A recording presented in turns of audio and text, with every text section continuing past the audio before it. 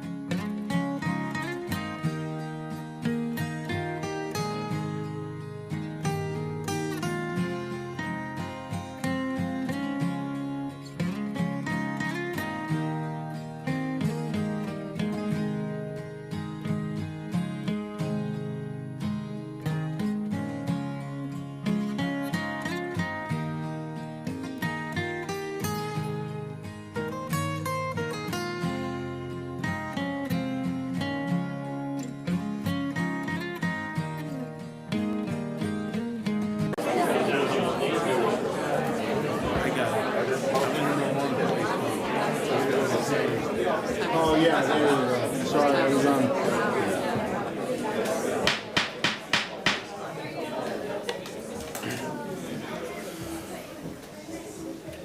Good evening. Time being 7 o'clock, I call the October 30th, 2024 meeting of the Franklin Town Council to order.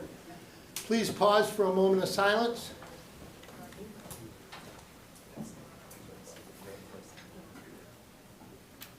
Please stand for the Pledge of Allegiance. I pledge allegiance to the flag of the United States of America and to the republic for which it stands, one nation, under God, indivisible, with liberty and justice for all. You're a busy man. Announcements from the chair. All citizens are welcome to attend public meetings in person. To view the live meeting remotely, citizens are encouraged to watch the live stream on the Franklin Town Hall TV YouTube channel or the live broadcast on Comcast Channel 9 or Verizon Channel 29.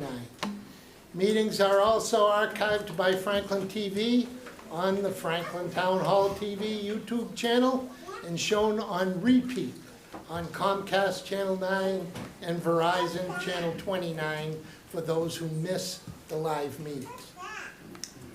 To listen to the meeting remotely, citizens may call in using this number, 929-205-6099. Again, the phone number is 929-205-6099. This will not permit participation in the meeting. To participate in the meeting remotely, citizens are able to join a Zoom webinar using the Zoom webinar ID 852-3895 0939, and then hit the pound sign. Once again, the webinar ID number is 852-3895-0939 pound. Any participants who wish to speak during the webinar must enter their full name and email address when joining the webinar. All participants will be automatically muted upon joining the webinar. In order to speak, participants who have entered full name and email address will need to select the raise hand function to request to be unmuted. All speakers will be required to state their full name and street address before commenting. Councilor Frangillo is not able to attend tonight. He is traveling. We do have an upcoming town-sponsored event early in, and it's voting, and why would I take that privilege away from our town clerk? So she's going to address it during citizens' comments, so I'll give her that opportunity. Okay, next item on the agenda is citizens' comments.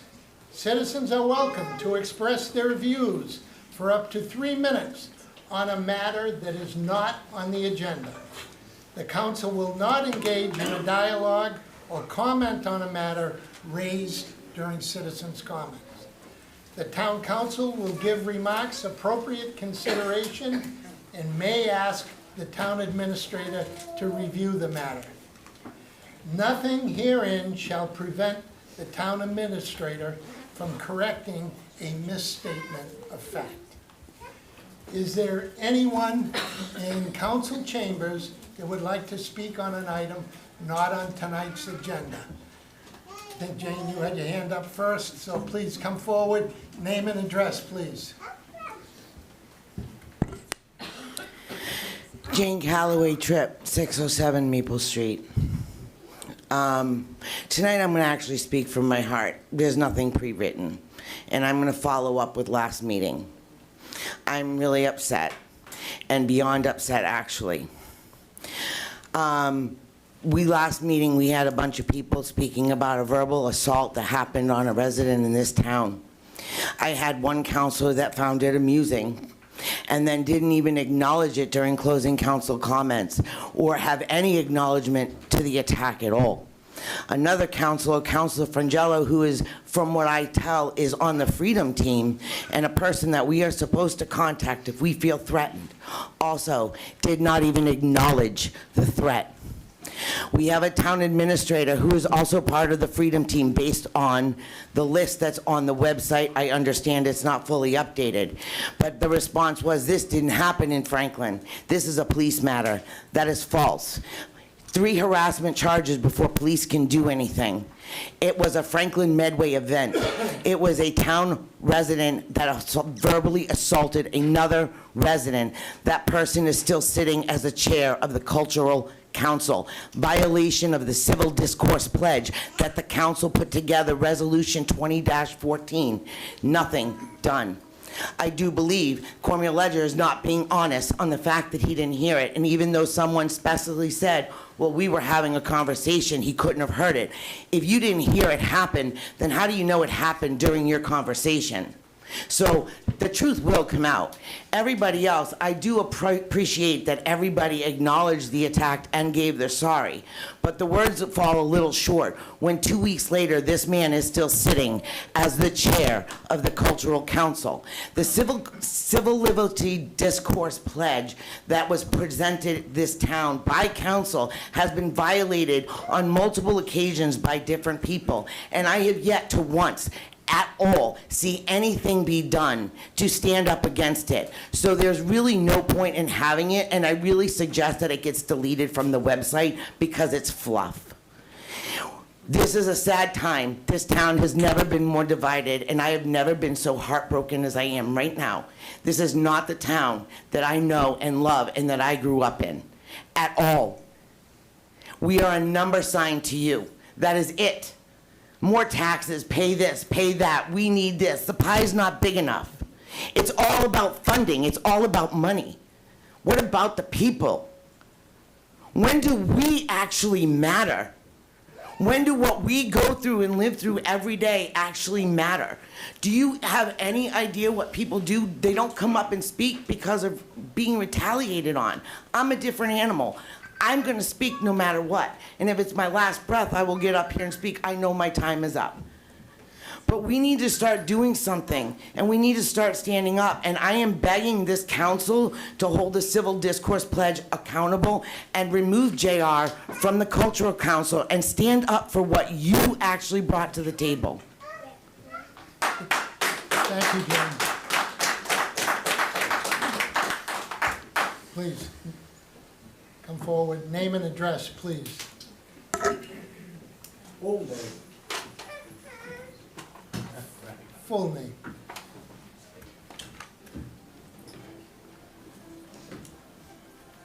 Frank Edward Falvey, F-A-L-V-E-Y, 920 Pond Street, Franklin, Mass.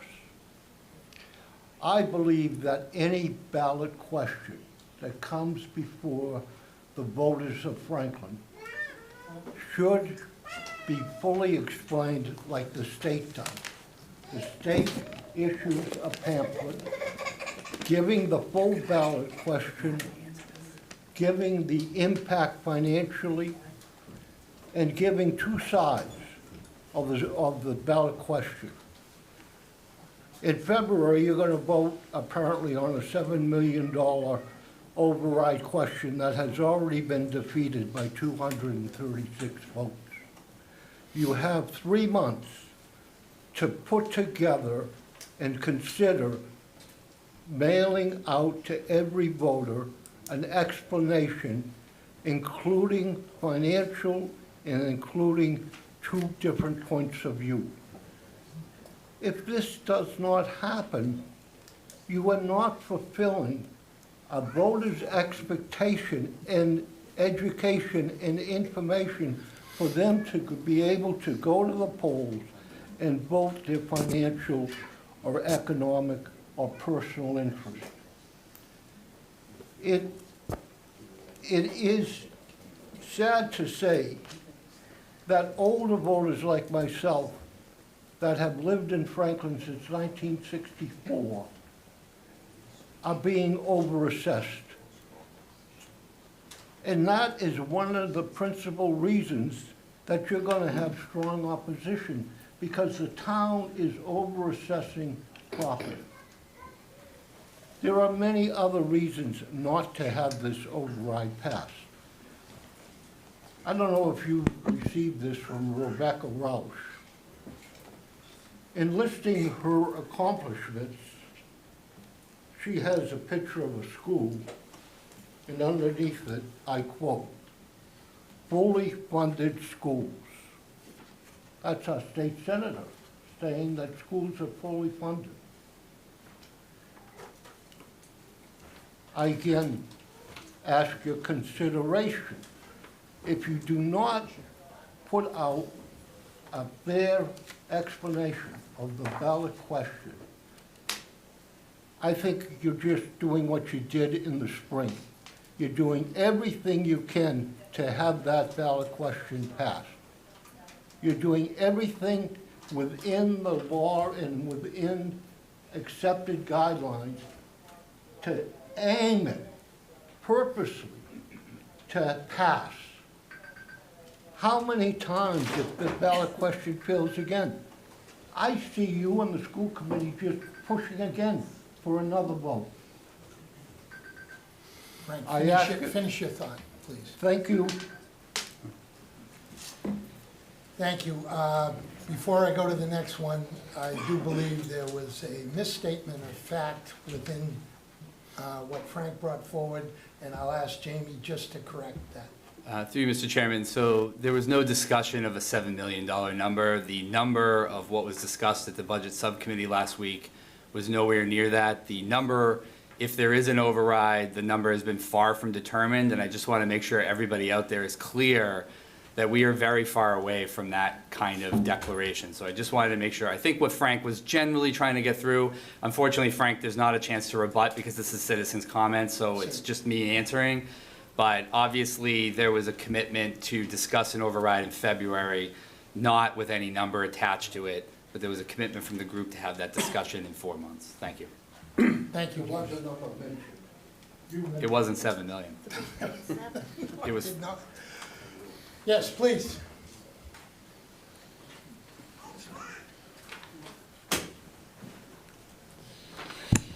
Yes, Mark Minichelli, 31 Longfellow Drive in Franklin.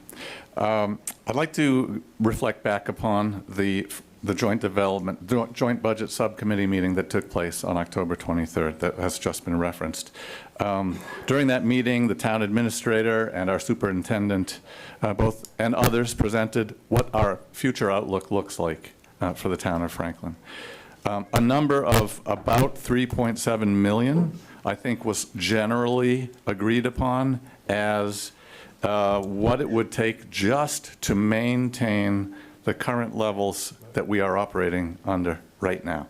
And there was some discussion about potentially the need to go higher or lower, and I agree, Jamie, there was no conclusion drawn, it was only discussion. And I realize we're at the beginning of this conversation, but I wanted to share that Franklin is not alone, and I think Jamie had alluded to this. I happen to have a letter from Natick's town administrator to their town, and in this letter, Natick's town administrator, Jamie Erickson, I'm going to just read a couple of lines because it's a very similar issue that they're having. He says, as town meeting members may recall, this issue is not new and has been articulated by town administrators, including myself, through the annual budget message for the past 10+ years. This structural deficit has historically been filled through the use of one-time funds such as free cash and/or more recently federal pandemic response funding through ARPA. The current fiscal year 2025, for example, utilizes $4.5 million in free cash and $2.7 million in ARPA funds. And that's the last year of that funding source. He goes on to say, over the past several weeks, it has been increasingly apparent that these structural challenges will reach an inflection point for the upcoming fiscal year 2026, whereby the town will be unable to fill the structural deficit with one-time funds. Therefore, in an effort to ensure full transparency with the community through this memo, I seek to inform town meeting members the potential need for an operational override as early as March 2025 for fiscal year 2026.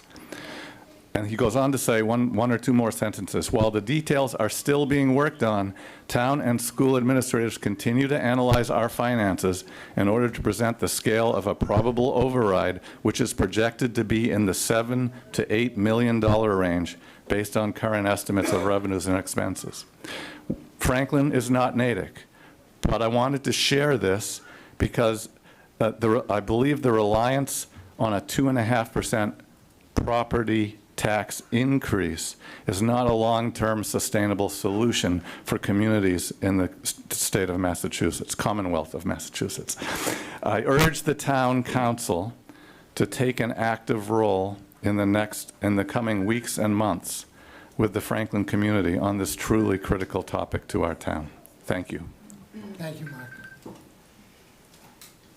Is there anyone else in council chambers that would like to speak on an item not on tonight's agenda? I would. And we'd be happy to have you come forward. Nancy, come on. Her first Oh, or me? me? Oh, yeah, Nancy, I'll go last. you had your hand, you want to go last? Jamie told me to go last, I'll go last.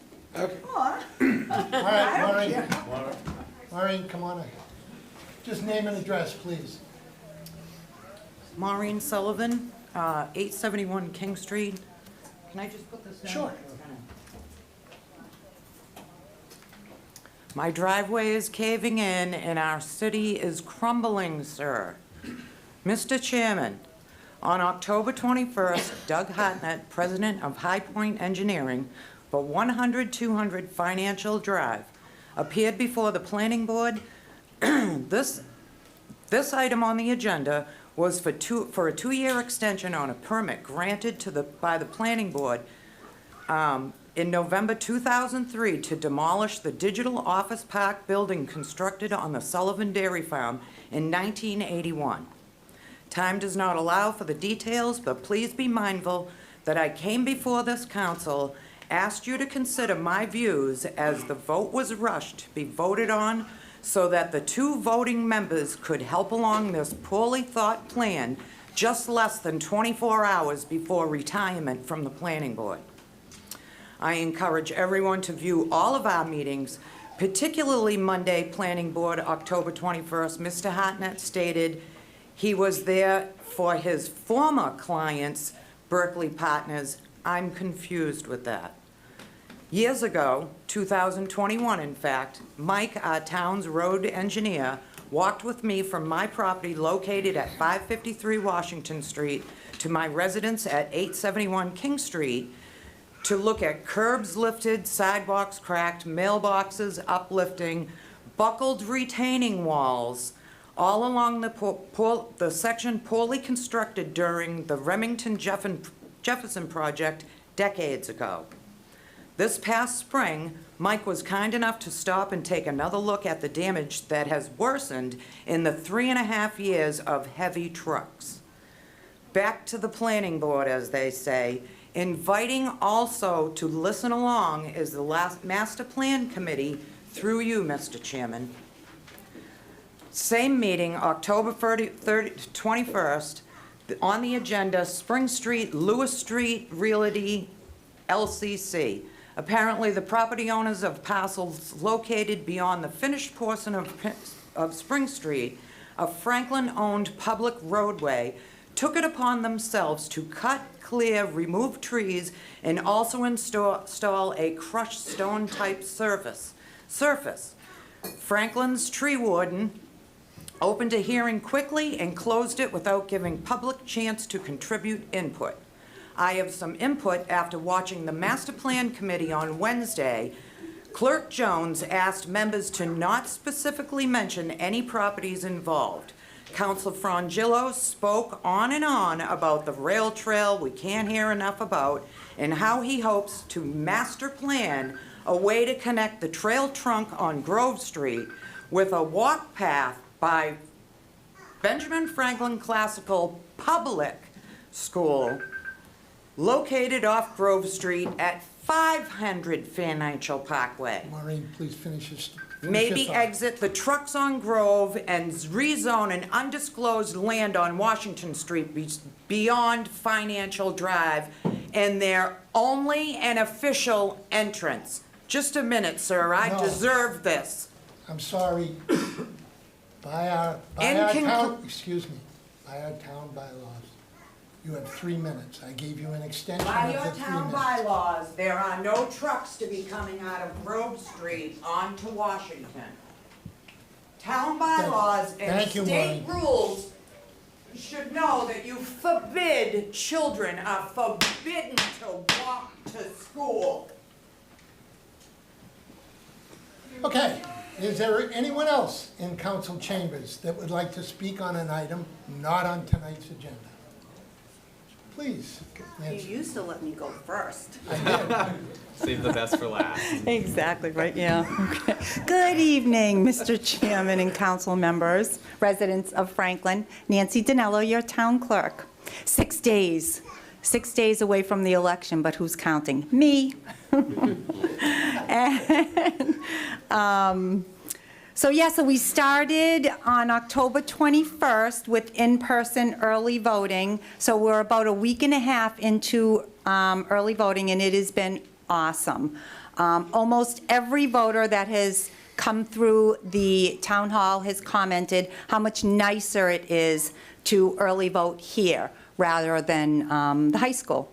Not to mention the cost savings of hosting up at the high school. The flow has been very steady, and there is no wait. It's going, honestly, extremely well. Not only are we in the process of early voting, but we have also been busy with the advanced opening of ballots.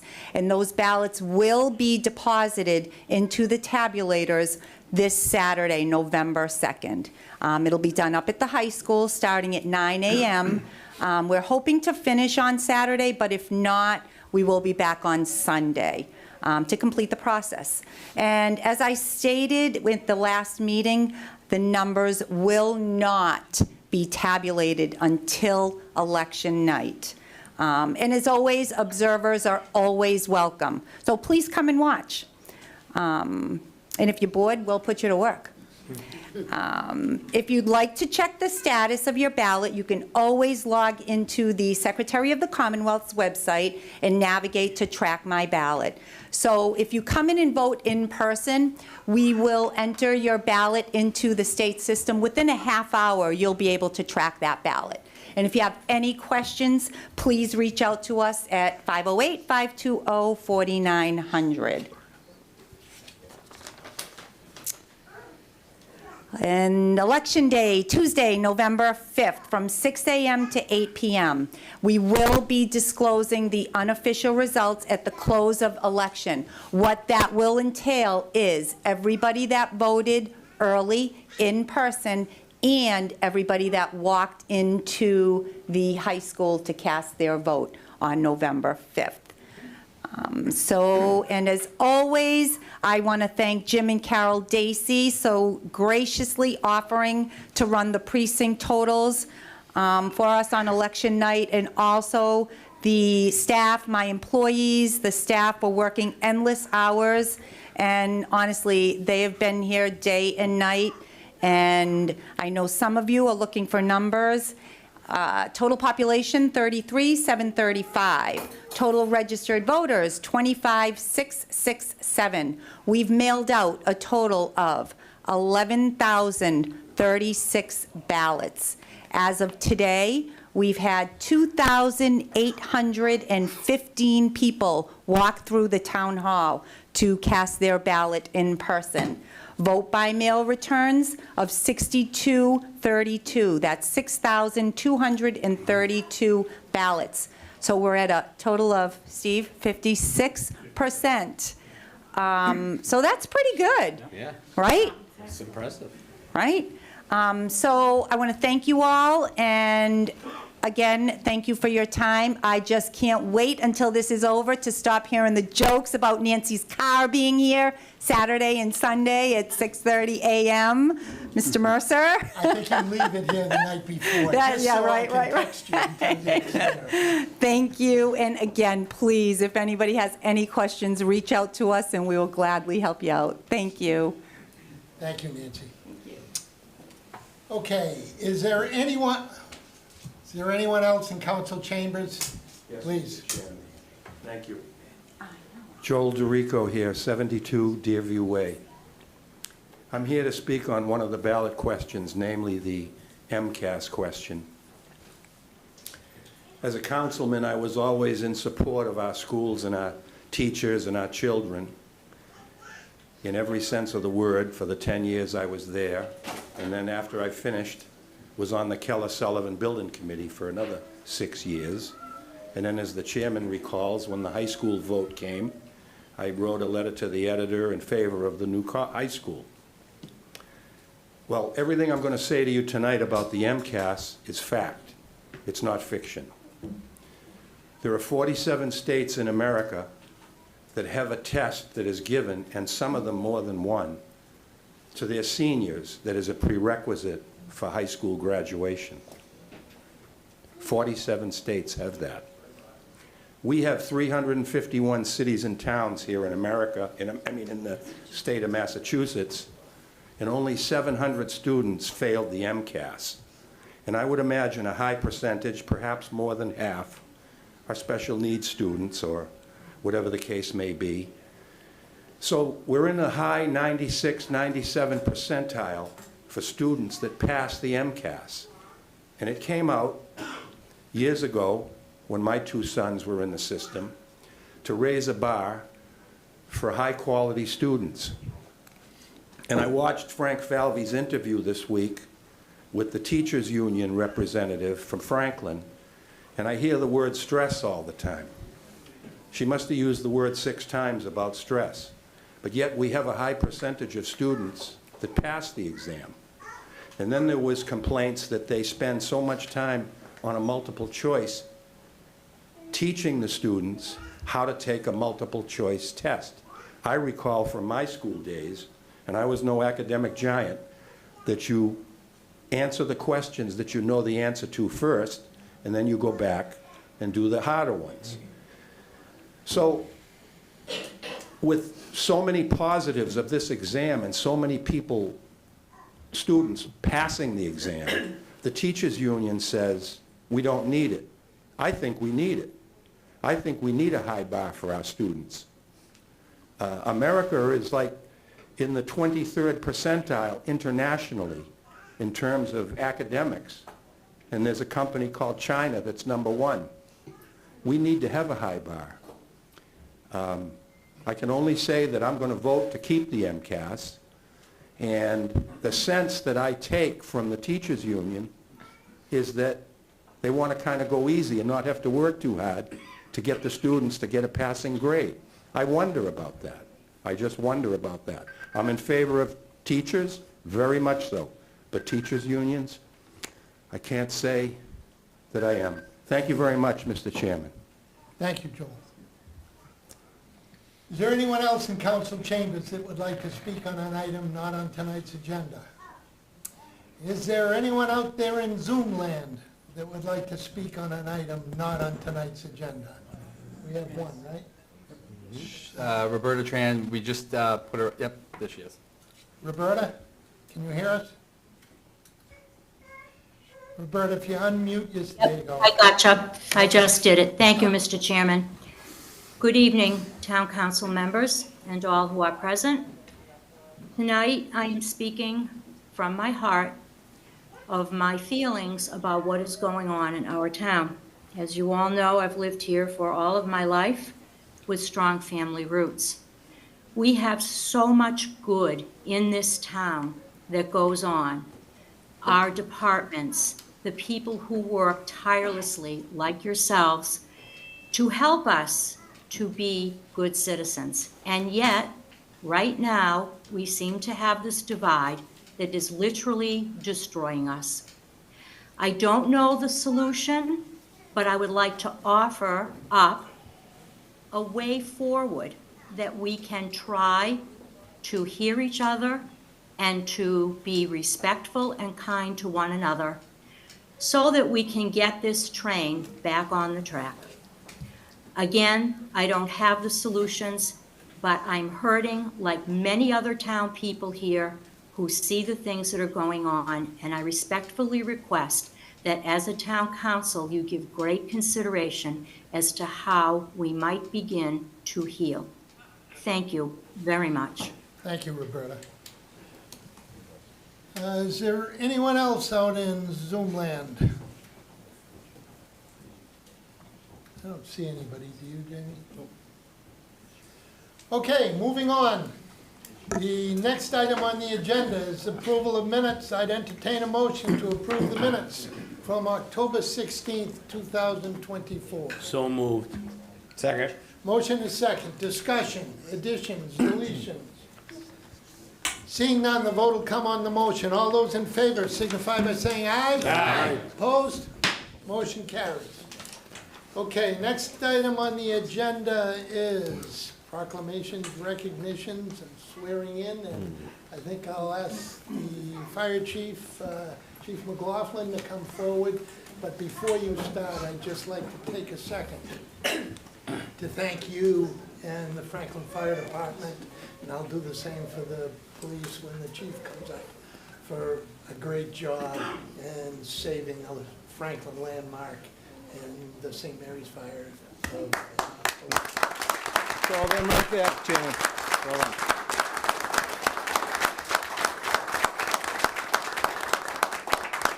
Thank you, and make sure they are. We appreciate it, but those are the folks right there that are doing the job. So, good evening, Chairman, members of the council. We're very happy to introduce to you tonight our newest fire lieutenant, our 5 newest firefighters and medics. First, I'd like to briefly acknowledge a colleague of mine that's here, Chief of the Needham Fire Department, Chief Conroy, who's also a resident of Franklin, who's right here behind me. So I just want to acknowledge him. Chief Conroy doesn't like to talk much about in public, but we know the reason he lives here is he feels most safe here.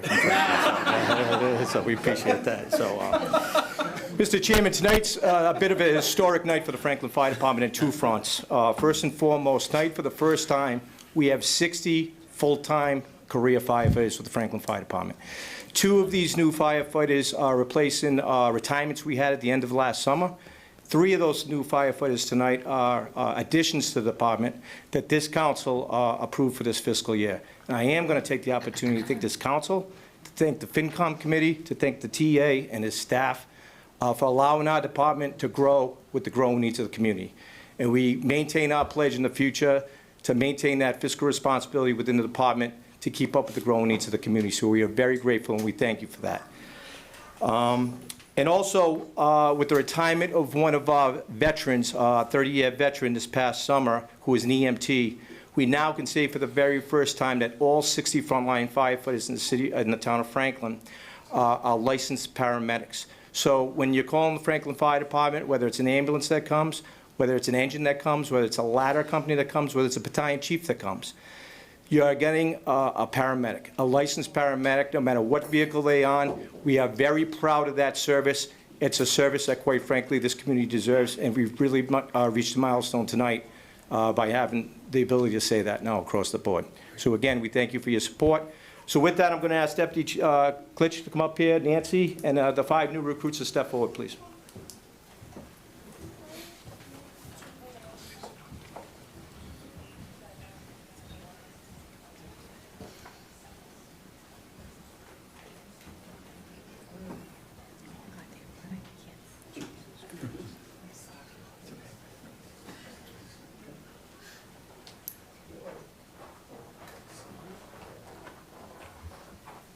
You all to raise your right hand, and after I say I, insert your names, okay? I do solemnly swear, repeat after me. Do solemnly swear to faithfully execute the duties as a firefighter and paramedic for the town of Franklin with respect, integrity, and excellence. And to uphold the mission of the department. The Constitution. Statutes and regulations of the United States of America. And Commonwealth of Massachusetts. And the Charter and bylaws. Of the town of Franklin. So help me God. Congratulations.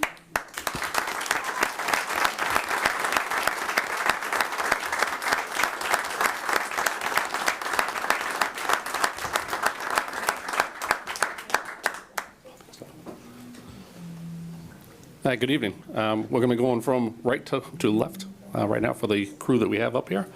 So first up, we have Paul Schleicher Jr. Paul is originally from Norton, where he went to high school and graduated in 2014. Paul continued his education at the University of Massachusetts at Amherst, obtaining a bachelor's degree in biology, followed by graduating from the paramedic program at Dean College, achieving his paramedic certification in 2021. Prior to joining us, Paul worked for the Medfield Fire Department as a firefighter paramedic for 3.5 years. He currently lives in Franklin with his fiancee Darian and Great Dane Zeus. Zeus did not join us tonight. His father, retired Norton Fire Chief Paul Schleicher Sr., will be pinning him.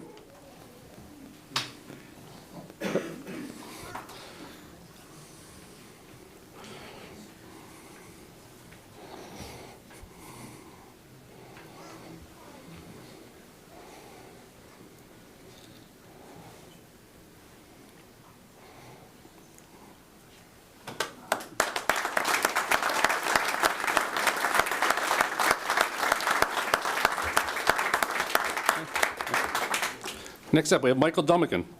Michael attained his EMT certification in 2012 and currently holds 2 associate degrees, one in criminal justice and the other in paramedicine. Attained his paramedic certification in 2020. Prior to joining us, he worked for the Blackstone Fire Department. Michael currently resides in Uxbridge with his wife Shannon and sons Lucas and Aaron. His wife Shannon will be pinning him.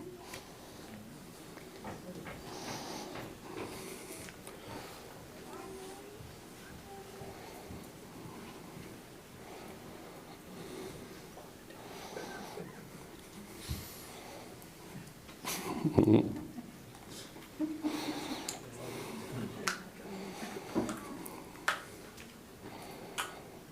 joke gets old, you know, we have a lot of paramedics in the room, so don't worry about drawing blood. I'm still waiting.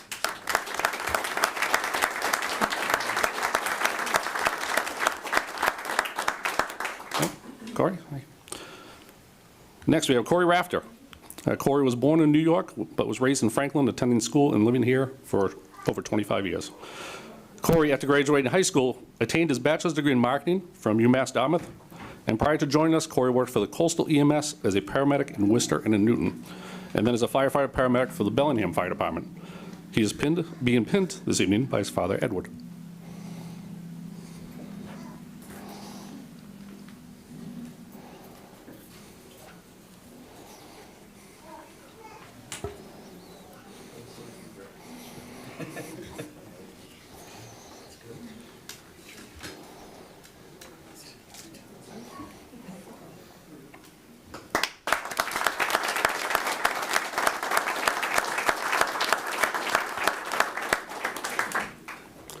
This is Stephen Osorio. Stephen's been in public safety since 2011, working as a lifeguard for Lincoln Woods State Park. He was first introduced to EMS by his interactions with the Lincoln Rescue Service. Stephen attends CCRI in Lincoln, Rhode Island, attained his EMT in 2012.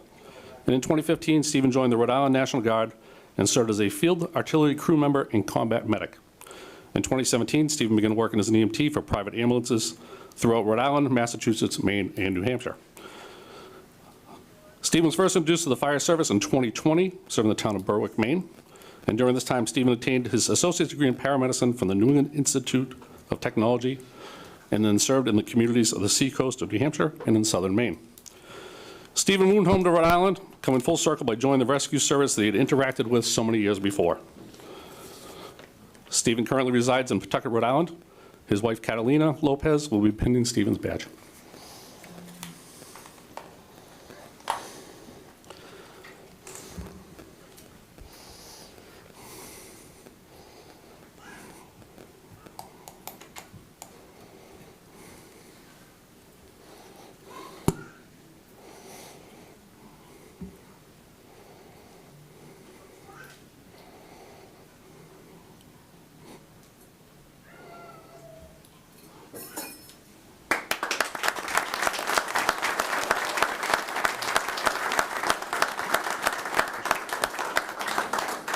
And finally, we have Shay Hurley.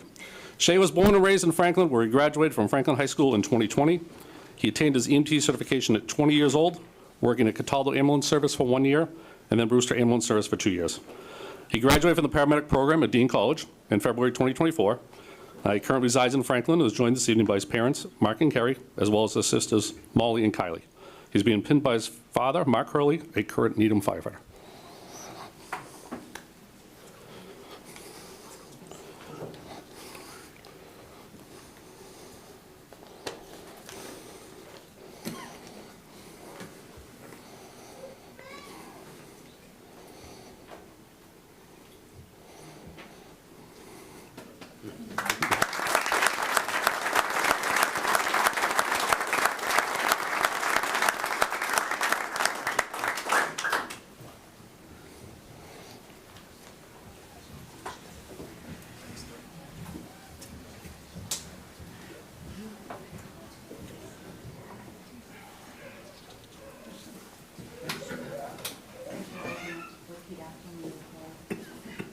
I, Joseph McGann, I, Joseph McGann, do solemnly swear do solemnly swear to faithfully execute the duties to faithfully execute the duties as a fire lieutenant as a fire lieutenant for the town of Franklin for the town of Franklin with respect, integrity, and excellence, and excellence, and to uphold the mission of the department, and to uphold the mission of the department, the Constitution, the Constitution, statutes, and regulations of the United States of America, statutes, and regulations of the United States of America and the Commonwealth of Massachusetts, and the Commonwealth of Massachusetts, and the charter and bylaws and the charter and bylaws of the town of Franklin, of the town of Franklin, so help me God. so help me God.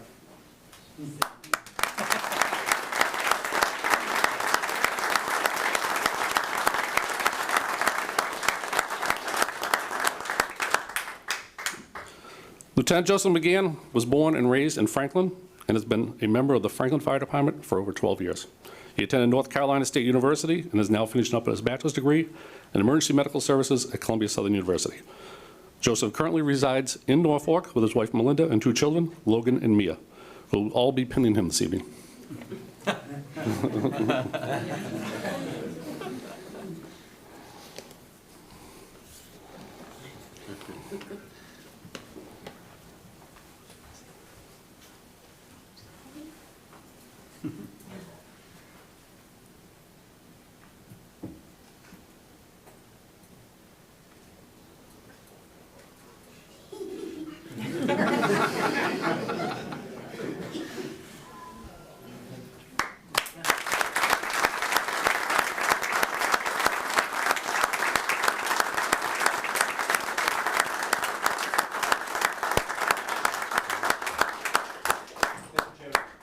Thank you, Chief. Next, I'd like to call up our Police Chief, TJ Lynch.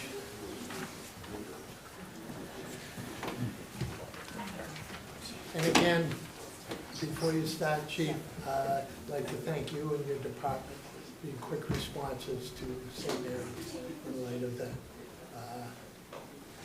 Short of a disaster, but a horrific accident up there, hopefully.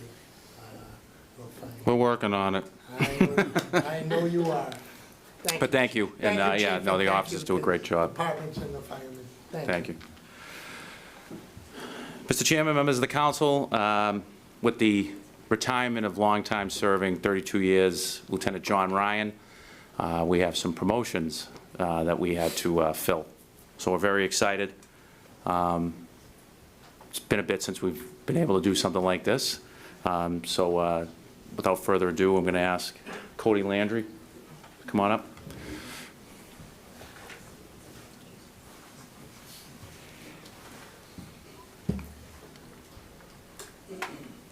Cody Landry has been employed in law enforcement for the past 9 years.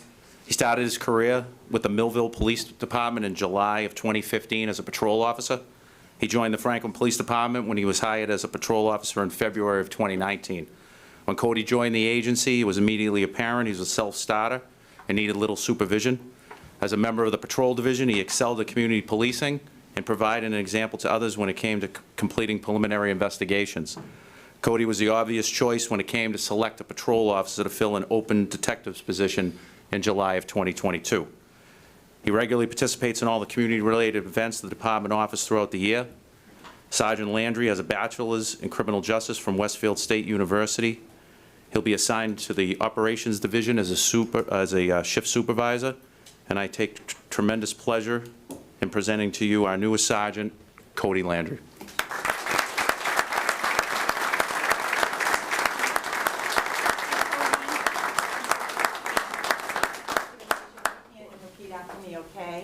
I, Cody Landry, I, Cody Landry, do solemnly swear do solemnly swear to faithfully execute the duties to faithfully execute the duties as a lieutenant.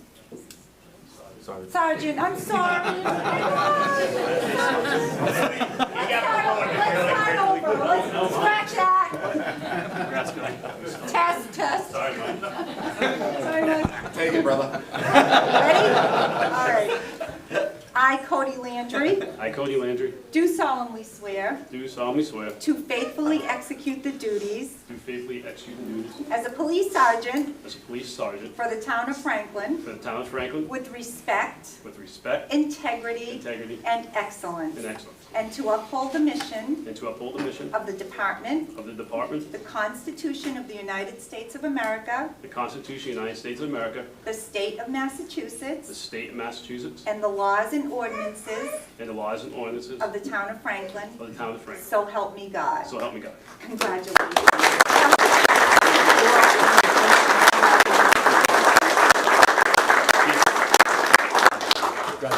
Now I'd like to invite, Now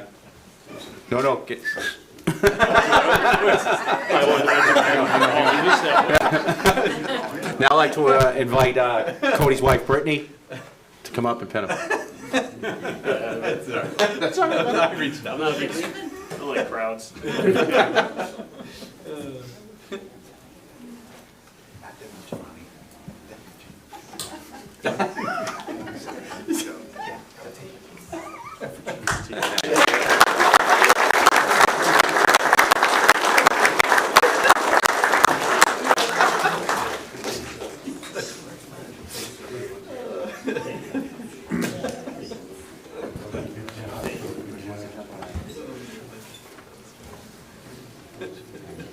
Michael?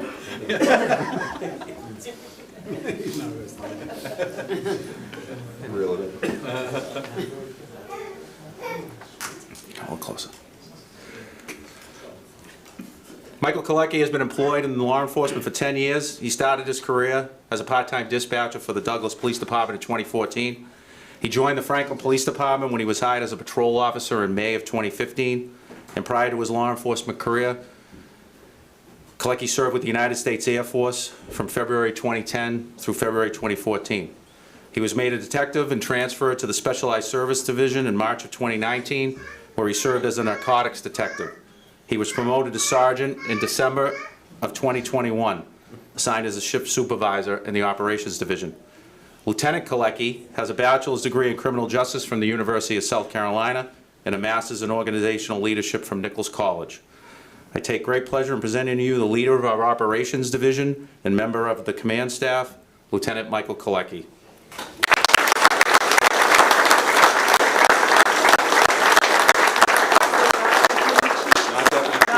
Chief, you dammy. Michael, I'm going to ask you to raise your right hand and repeat after me. I, Michael Kalecki, I, Michael Kalecki, do solemnly swear do solemnly swear to faithfully execute the duties to faithfully execute the duties as a lieutenant as a lieutenant for the town of Franklin for the town of Franklin with respect, integrity, and excellence, and to uphold the mission of the department, and to uphold the mission of the department, the Constitution of the United States of America, the Constitution of the United States of America, the state of Massachusetts, the state of Massachusetts, and the laws and ordinances and the laws and ordinances of the town of Franklin. of the town of Franklin. So help me God. So help me God. Congratulations, Deputy.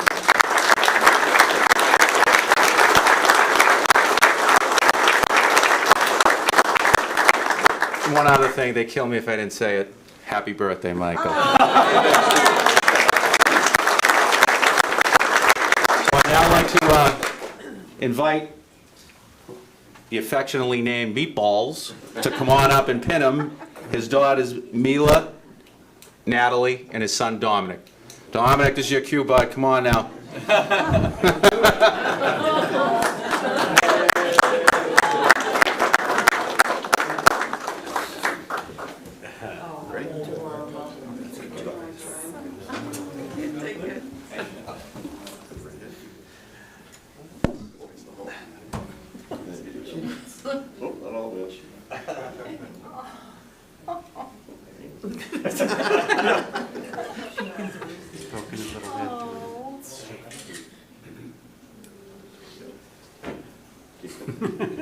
That's awesome. There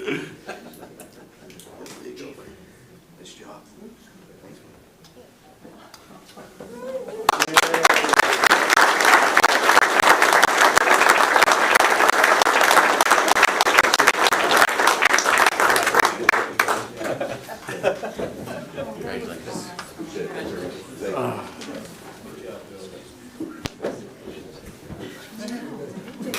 That's it, thank you. Okay. I'm going to ask the council to stay in our seats, but we're going to take a short 3-minute recess so we can welcome the new firemen and everybody and take a couple of pictures. So we'll take a 3-minute recess. Recording.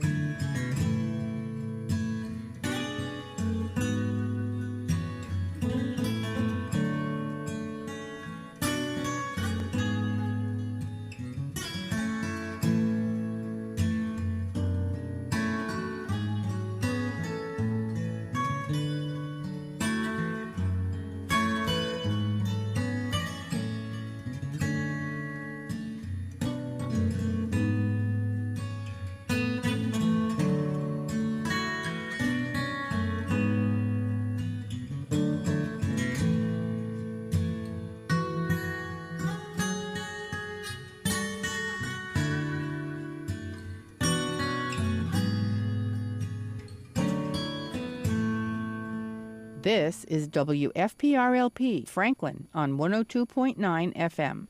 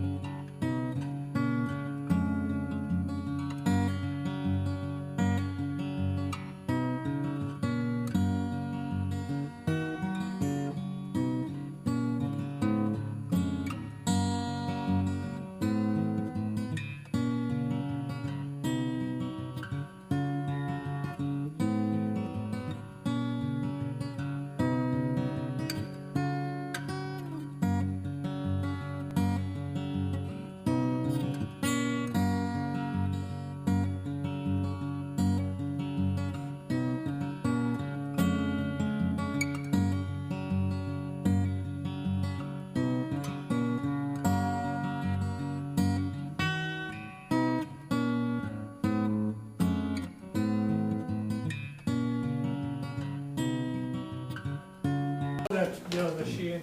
The shanty, I'll call the October 30th, 2024 meeting of the Franklin Town Council back to order. Next item on the agenda, appointments. We don't have any this evening. Public hearings, we do have a couple. The first public hearing is a rescission of prior approval of transfer of Section 15 all alcoholic beverages package store license, rescission of prior approval of pledge of liquor license, and rescission of prior approval of Kumar Patel as the manager, Hayru Corporation, doing business as DeVita's Market, located at 198 East Central Street, Franklin, Mass. I will declare that public hearing open. And since it is a public hearing, do we want to, Jamie, you want to give a quick? Sure, let's give it. I believe one of the attorneys at some point, Mr. Chairman, is on the call. We'll let him in as a panelist in a moment, who's got his hand raised. But very simply put, each year, November 1st by ABCC statute, law, regulation, every November to the end of November is what we call liquor license renewal season. Every single renewal has to be signed and in our office by the last day of November. And so we're here tonight because last year there was a transfer approved, but unfortunately there are some code-related issues at the parcel that have not been fully addressed yet by the parties that are either selling or taking it in. Because liquor license renewal season starts in 2 days, it is actually easier and more advantageous for us to repeal the transfer, which is the vote tonight, which helps Mike and his family be able to then renew the license under the DeVita's name. Okay. And then he is going to go back after the license renewal, and then in the new year work out whatever details between the two private parties. This is an unfortunate circumstance. It's a little bit of a situation because of the rules around renewals and all of the stuff that goes on with the state. This actually, it may be surprising to say this, but it actually makes this far less complicated for the parties to be able to address the issues with the building and within their private agreement between those two private parties. So tonight we would ask the council to vote in favor of repealing that transfer so that Mike and the other parties can go renew the license as they normally would. And by the way, just as a final anecdote, when we do liquor license renewals in the next month town-wide, Mike will be applying for DeVita's to renew his license next year, just so we're clear about that when we get to liquor license renewal season in a few weeks. There's an attorney on here as well. I'll let him in as a panelist in case anybody has any questions. And obviously the town attorney has been involved in the situation with the ABCC throughout and can answer any questions that folks may have as well. Thank you. Thank you, Jamie.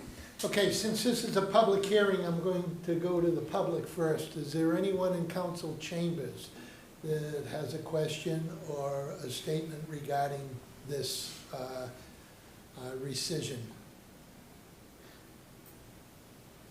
Okay, is there anyone out there in Zoom land that would like to speak on this issue? Hi, this is Attorney John Moradian, Democus Law Offices, Central Avenue in Lynn. In case the board has any questions for me, but Jamie, said it perfectly. We're rescinding the transaction to allow the building code issues to be resolved, and hopefully address this in 2025. Any questions you have for me, I'll welcome those. But the transaction recording in progress. That's okay. It's okay. Continue. You're good. Yeah, the transaction never took place. My client never purchased the business, never took over any ownership of the business. It stayed with DeVita's during this time frame. So with that, any questions you may have, I'll welcome those. Thank you. Questions or comments from the council? No. Seeing none, anything to add, Mark? The bottom line is that the underlying transaction was never consummated, so unless you do this, the liquor license would be in limbo. This is with the advice and direct involvement of the ABCC as to how to proceed. Understood. Thank you, Mark. Okay, seeing no further discussion, I will declare the public hearing on the rescission of the transfer of the all-alcoholic beverage store license of DeVita's and the prior approval of Kumar Patel as the manager, Heru Corporation, doing business as DeVita's, located at 198 East Central Street, closed. Okay, we'll go right to the license transaction. So clerk will read the license transaction. Thank you, Mr. Chairman. This is a license transaction for rescission of prior approval of transfer at subsection 15 all alcoholic beverages, package store license, rescission of prior approval of pledge of liquor license, and rescission of prior approval of manager.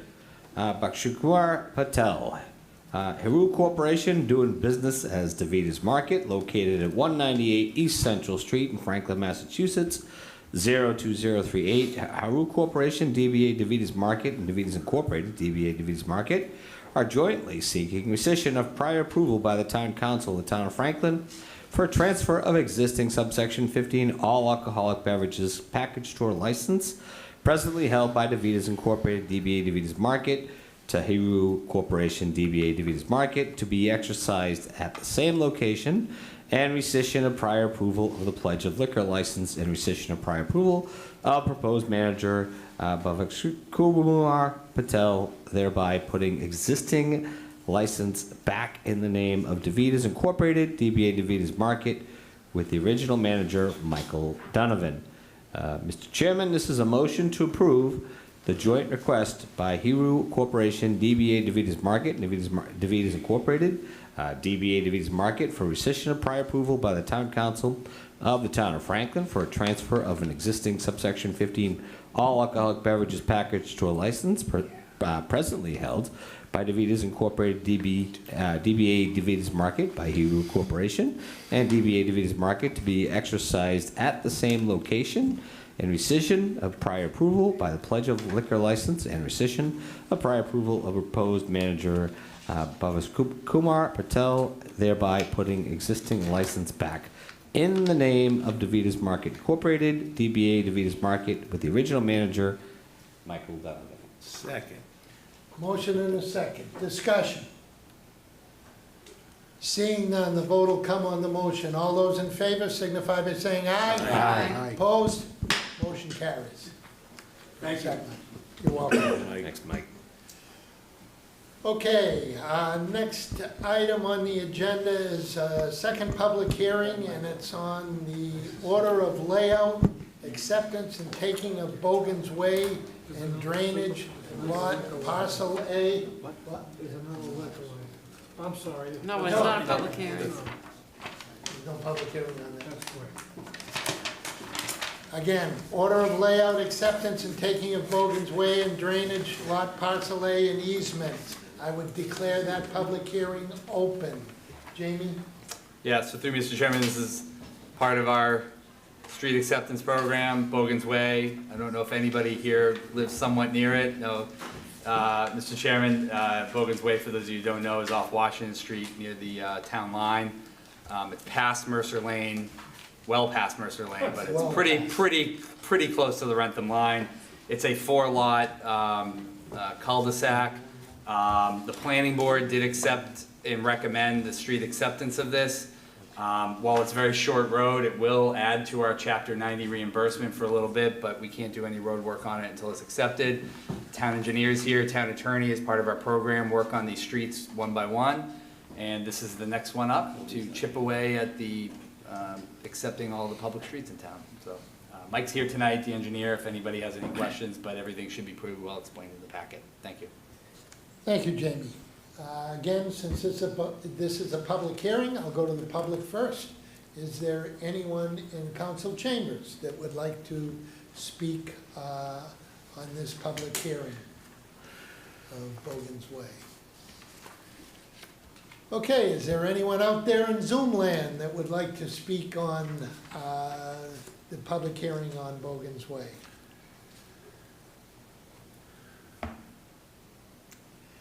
Seeing none, I will declare The order of layout, acceptance, and taking of Bogan's Way and drainage, lot parcel A and easement, public hearing closed.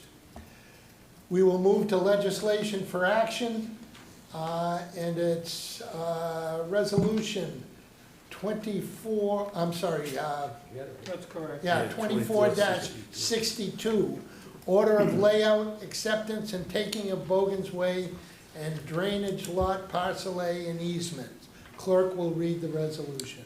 Thank you, Mr. Chairman. This is Resolution 24-62, Order of Layout, Acceptance, and Taking of Bogan's Way and Drainage Lot Parcel A and Easement. Whereas Virtue, Massachusetts, General Law, Chapter 82, Section 2124, the Town of Franklin, acting by and through its Town Council, is authorized to lay out, accept, and take by eminent domain under Massachusetts General Law, Chapter 79, or acquire by purchase or otherwise any lands, rights, or ways of easements necessary for construction and the maintenance of roadways and public use. And whereas the Town Council has held a public hearing, after hearing given prior written notice thereof to the owner of record of each property abutting the road and notice by newspaper publication.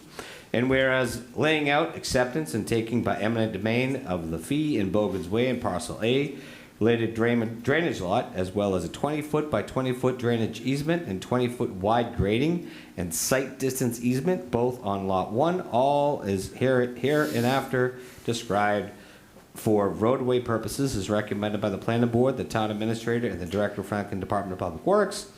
And whereas Michael P. Bogan, the owner of the fee, is said roadway and said drainage lot, and said easement has conveyed said roadway and drainage lot together with said easement to the town by deed and grant of easements dated March 11, 2024, to be recorded in the Norfolk County Registry of Deeds herewith. And whereas the purpose of this order is to comply with the statutory requirements and or to confirm title in the town, and no land damages are therefore anticipated. And whereas said layout, acceptance, and taking is in the best public safety interest of the town of Franklin, and now therefore be it ordered that the Town Council of the Town of Franklin, by virtue and in an exercise of and the execution of power and authority conferred by said statutes, hereby adjudges that the public safety, necessity, and convenience require the layout, acceptance, and taking by eminent domain of the land hereinafter described for the purposes hereinafter stated.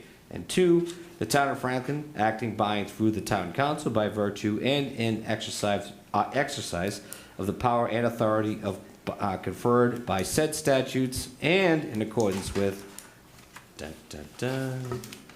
the provisions of Massachusetts General Law, Chapter 79 and Chapter 82, Sections 21 and 24, and all and every other power and authority it does possess, does hereby lay out and accept as a town way and take by eminent domain for roadway purposes.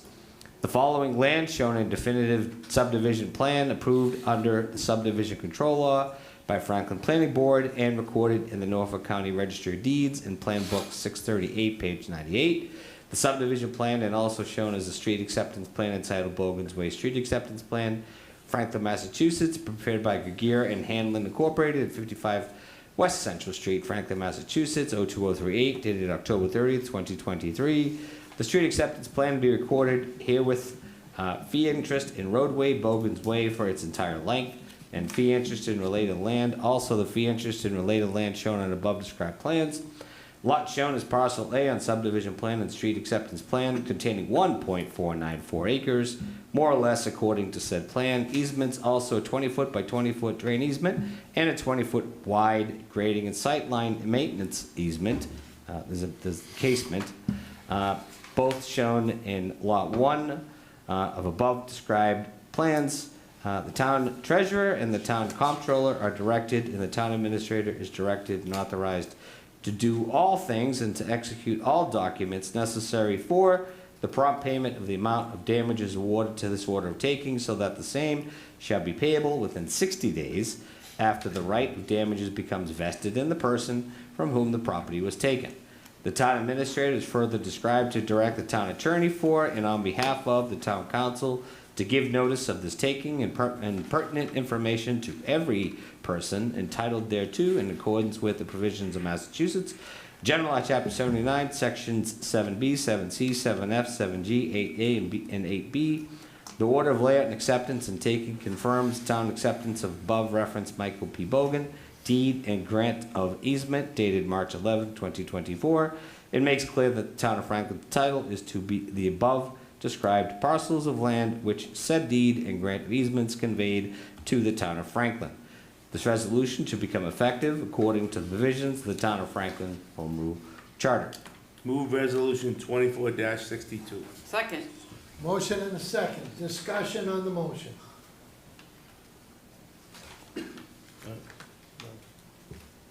Councilor Hamlin. Thank you, Mr. Chairman. Through the chair to Jamie, the planning board in December of 2023 recommended two things to happen before we accepted this. I was wondering if the things that were there, like mow within the infiltration basin, and a note on the as-built where the water service is located, if those have been done continually since, well, this was like almost a year ago, so I don't know. To Mike, maybe. Should we go to Mike? Yep. Okay, I'll send that to Mike. Through the chair, Mike Maglio, town engineer. Those items have been taken care of. I actually drove through the neighborhood this afternoon, and everything looks fine. We're good with everything. Awesome. Thank you, Mike. Thank you, Mr. Chairman. Thank you, Councilor Hamlin. Councilor Jones. Thank you, Mr. Chairman. Through you to the town council. Is there a typo here? Because, there is. thank you. I just wanted to clarify for the record. Physically make it into an E, that's all. Okay, that it says 20-foot wide grading and site distance easement, Right. and over here it says casement. It's supposed to be. Thank you. Change it to. I will. Okay. I have. Is there any further discussion? Seeing none, the vote will come on the motion to approve resolution 24-62. A majority vote required. Two-thirds. Two-thirds. Sorry, two-thirds majority. So we need 6. So all those in favor signify by saying aye. Aye. Aye. Opposed? We do. Motion carries. 8-0, 1 absent, sir. Okay. Back to license transactions. We have a license modification, change of manager of a Section 15 retail package store license. Shaw's Supermarkets Incorporated, doing business as Shaw's, located at 255 East Central Street.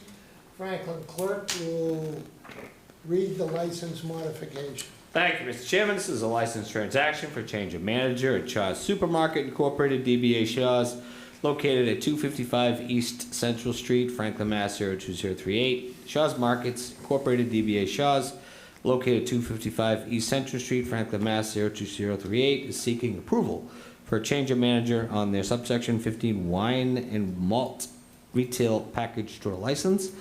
The new manager will be Brian Schweed. All departments have signed off on this application, and this is a motion, Mr. Chairman, to approve the request by Shaw's Supermarkets Incorporated, DBA Shaw's, located at 255 East Central Street, Franklin, Massachusetts, 02038, for a change of manager to Brian Schweed. Second. Motion and second. Discussion, Jamie? Very routine transaction of a change of manager. Their attorney, Nick I Zula, was just gonna say, is I hope also on somebody's the here. thing. Well, oh, I pulled him in. There you go, Nick. You're a panelist. In a second, he'll pop up. Nick, just unmute yourself, please. Yes, good evening, Mr. Chair. How are you today? Fine, thank you, and you? Wonderful, and yes, this is a routine change of manager from James Burns to Mr. Schweedy. He's been with Shaw's Star Market since 1997 in various roles, including as store director at their Hanover location. As is typical for these types of transactions, there's no other operational changes to the store itself, layout, hours, or anything. It's just a change of manager, and I believe Mr. Schweedy is on with me as well if you have questions for him. So thank you. Great, thank you. Questions or comments from the council? Councilor Jones. Thank you, Mr. Chairman. Sir, just in regards to Shaw's, as a steward of one of these licenses, I must give them due credit. For the times that I've been in Shaw's, I've noticed they've made due diligence to be certain that the individuals that are serving alcohol are at least 18 years old. I've taken note of the due diligence that Shaw's have done with their license, and I want to give you due credit. So I, of course, approve this change of manager. Hopefully the new manager will continue to do such a good job. Thank you, Mr. Chairman. Thank you, Councilor Jones. Any other councilors? Seeing none, the vote will come on the license modification, change of manager. All those in favor signify by saying aye. Aye. Opposed? Motion carries. Okay. Thank you. Thank you. Next item on the agenda is presentations and discussions. And we have one this evening, one I think we've all looked forward to. Franklin Children's Museum, Megan Hagan and Aaron Gallagher are here with us this evening.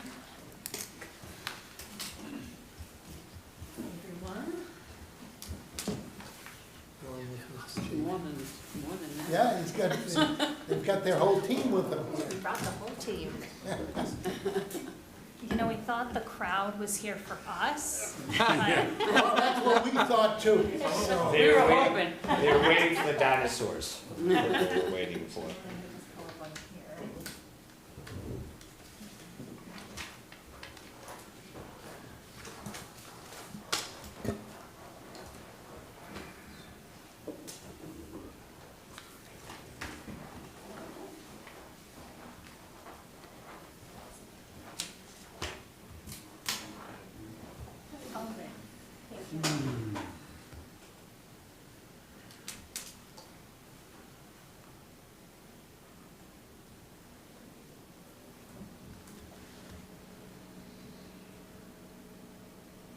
Aaron, maybe you could introduce the group? Oh, you got that on the... it's turning on. I know. Oh, it's turning on. Firing up Okay. over there. All right. Yeah. And then Meg will start down the line. If that works. Do you need our name and address as we introduce ourselves here? Just name.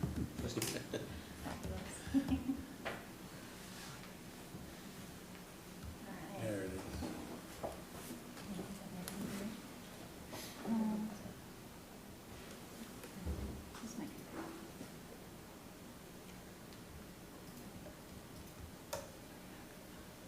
We're just going to do this rather than me taking time figuring out how to actually put this in presentation mode. That works for everybody. That worked, yeah. So, hi everyone.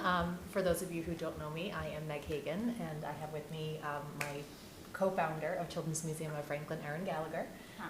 We also brought with us Britt Lindbergh from Kufrinieri Architects and Brad Chaffee, as I think you all know Brad, so that is an additional further introduction, but our developer and contractor for our brand new location that we're excited to share with you about. So just a little bit of introduction for everybody for Children's Museum of Franklin. Aaron and I are both the co-founders and executive directors of the 501c3 nonprofit organization Children's Museum of Franklin. A little bit of background on myself. I am a pharmacist. I've been in Franklin for about a little over 6 years now and have really come to love this community and love this town. I've been involved, as most of you know, within different facets of the community in Franklin as chair of the Conservation Commission for a period of time, and I'm on the master plan for the town of Franklin. I have two small boys at home who are 5 and 8. I taught preschool at Franklin Children's School for a short stint in between, and am now happily involved in this endeavor. I'm Aaron Gallagher. My background is in marketing and communications, both in financial services, higher education, with a boutique kind of professional services firm. I have 3 little kids that brought me out to Franklin. I think I met Meg on my second day here, and that's the reason I still live here. But in seriousness, our kiddos are all kind of best friends, and when Meg and I discovered that we both had this dream to open a children's museum, it was something that neither of us would have probably done alone, but together we are crazy enough to to make it happen. Yeah. So we know, as, you know, we have obviously diverse backgrounds between the two of us, but our success and the success of this organization is going to be due to who we surround ourselves with to collaborate with not only different organizations, but who we put in for our board of directors and a committee that we've put together as well that we'll tell you about in a minute. But for our board of directors, Erin and I are both co-presidents. We have a local Franklin parent and attorney, Emily Martins, as our vice president. My brother is actually our treasurer, Matt Jones. He is partner at a CPA firm up in Boston. Many of you know Pat Gallagher, Erin's husband, who is a real estate attorney and our clerk. And then we wanted to make sure on our actual board of directors to help ensure that we really are reaching our vision and our mission, and to keep us in line with all of those things. We have an early education advisor in Michelle Kane, who is the executive director of the Franklin Children's School. And then we have Haley Doucette, who is a elementary education advisor. She is a kindergarten teacher in Bellingham, a neighbor of mine, good friend of mine, and is really involved in the Keller community, as well as the president of the Keller PCC. She also has a background in special education, so has been a huge asset too. Oh. This isn't the right presentation, apparently, so that's also that one. That's all right. No. This is what I've done. Oh, that's it. Okay, well, here we go, guys. Yeah, Back skip skip it. You know what, I think you hit next. I must have, I oh, think next you in the hit next, presentation. and that went to the next presentation in there. Well, anyway, so not in this presentation, is additionally what we will cover too, is we do actually have an entire advisory committee as well. So along with that, you know, vision of collaboration, is we do have a full, I thought you added a slide I didn't know about, so Yeah, someone I else thought the same thing, yeah. But anyway, so within that group, we have a whole slew of people with different backgrounds that are really ensuring that we're building out the best possible museum that we can for this community. We're looking at people that have business backgrounds, fundraising, pediatric OT, PT, SLP, accessibility advisors, fundraising advisors, and so many more, because we need all those areas of expertise to really bring this to life. Yeah, so I won't bother reading our vision and mission, but I think you get the idea of what we're looking to bring is really that fun, engaging, inclusive, STEM-based education for the community, all through play.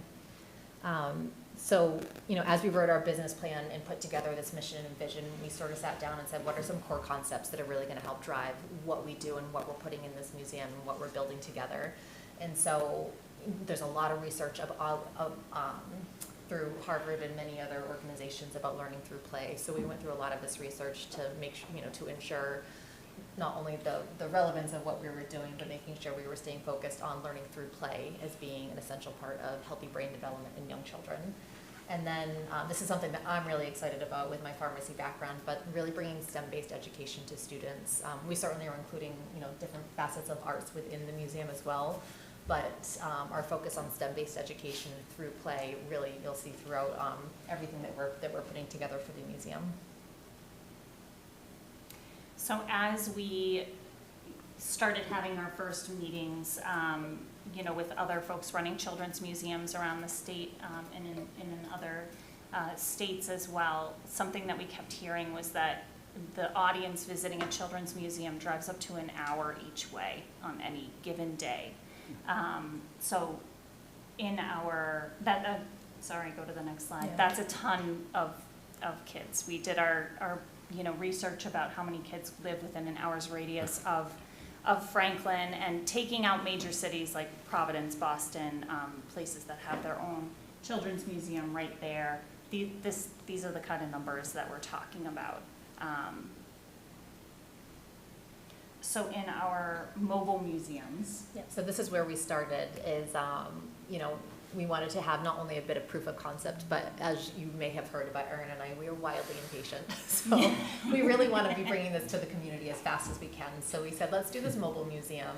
Our concept was to put together different STEM-based educational exhibit areas. So we built together 5 different themes of this mobile museum that we've been bringing out into the community. We fill about 6,000 square feet of space with 9 different rotating exhibits to engage with children and families, and to kind of give the community a taste of what we're looking to bring to the community. It's been wildly successful, Yeah, and we'll I think have- after about 3 of them, we called Brad and said, Brad, the demand is here, we need a location. We need to bring this on a full-time basis. I am still being pushed with Yeah. We've had 500 or 600 people come to most mobile museum events. People are already driving up to that hour distance to come. People coming from Arlington, Mass, Chicopee, Mass, down on the Cape, just to come and play for an hour and a half in the mobile museum. So, so far that's been 62 different communities that people have come from to visit the mobile museum, and we're excited to see what our full-time space will bring. Yeah, so just in the mobile museums alone, we've had 3,500 visitors, over 3,500 visitors in the 9 events that we've done so far. We've also additionally engaged with people in different community events. So over the past 18 months, we've been at 12 different community events, both in Franklin and surrounding communities. I brought scientist Meg to the YMCA spooky night. If you follow us on Instagram, it would be. She was making clouds. It was great. We have fun. Like the jack-o'-lantern that threw up. Yes. So Harvest Fest, Absolutely. scientist Meg came out and we did our puking pumpkin experiment, and the kids were really engaged and a lot of fun. And so we made clouds at this past, like spooky clouds with science, and it's so fun to see this whole group of kids sitting in front of you beaming and cheering about how science is fun and exciting, and that's exactly why we're here doing what we're doing. So we've had overwhelmingly positive feedback from the attendees. So I'm just going to quickly share one for me that really hit home that we put up here, is that as 2 scientists, it's important to us that our children's exposure to STEM programming be early and often, convenient and fun. It has been so exciting to see Aaron and Meg's vision go from conceptualization to realization. I have a hard time picking favorite comments because I feel like I'm often at the check-in desk as people are heading out, so I get a lot of them. Everything from, accessibility and access to the age ranges of kids that people are bringing in, and their experiences. But I think that the one that I hear most frequently and the one that I love hearing the most is that we're having a hard time leaving. And that is when kids are being ushered out from disappointed to all out, Big tears. Yeah. Big Yes. crocodile tears. Yes. They're having fun. And the parent looks back and says, we are having a hard time leaving. And I'm like, I know that feeling. And I'm sorry that you're going through that, but I love to hear it. So I think that's my favorite feedback. Absolutely. So the exciting part is that thanks to Brad, we actually have our first location, as most of you know. So we have signed a multi-year lease to go into 157 Cottage Street, which is the old Agway building. We know how much this building has meant to the community and what a big part, Agway has been to the Franklin community over the years. And we are honestly just thrilled to be part of the story of this building and being able to bring something to the community in it. Yeah, we were so determined to be in downtown because it provides us with a lot of opportunities, an opportunity to contribute to the downtown economic vitality, right? We're bringing in visitors from up to an hour away, and we're excited to see what that can do for local shops and restaurants that immediately surround us. We're excited for the opportunity to enhance community building, and this to me especially means right now bringing in student interns, bringing in kids from Dean College, which we'll be doing in the spring, as well as high school volunteers for leadership opportunities.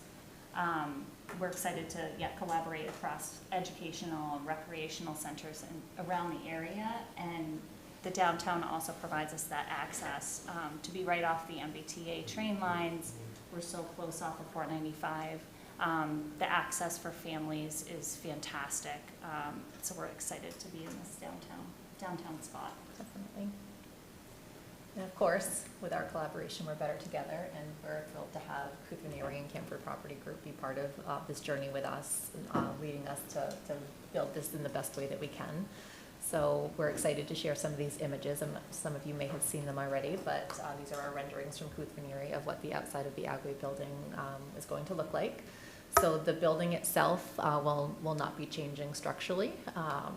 Right now it's down to cinder blocks and beams on the inside, and with some insulation and framing going up, which is very exciting, but It probably didn't take long. I'm just watching Brad's face. People like my lip, no matter where I go.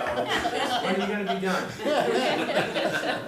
I stick my head in the door every day to check on it. Like, I get it, I get it. You're going to work after this, Good right? thing that they're excited about it, they want you to get done, like, we're all really excited about it. We won't bug you anymore, I promise. Hurry up and get it done, Brad. I keep telling Brad if What there's are you any doing here? You should weekends, be working. any weekend help needed, I will show up with my tools. and we tell them that that's actually not the threat. The threat is when I show up with tools, because everything's actually put into it, I'm not. But as you can see from the outside, we really are passionate about this being an accessible location for all and multiple facets of the term accessibility. So when we're looking at physical accessibility, we've been able to have a local funder who's funding a lot of accessible features within the space. But what was currently the walkway across the front of the building has been chiseled down as going to be an accessibility ramp right from the parking lot. And you can additionally think you can kind of see, but on the left of the building, we also have a ramp that will be going out into our outdoor space as well, so that it's inclusive access to both the indoor and outdoor space. It's also fun and pretty. Looking here from the entry down the main corridor, I think that the thing that I most want to call out related to accessibility and inclusivity in this space is those circles down the ceiling.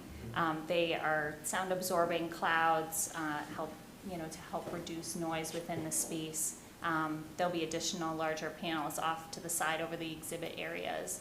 And then we think of those colored floor tiles and the colored ceiling as more of a wayfinding element within the space. If, for instance, I'm hanging out in the red section with, one child, you can tell the other one, you can go as far as green, but don't go past green.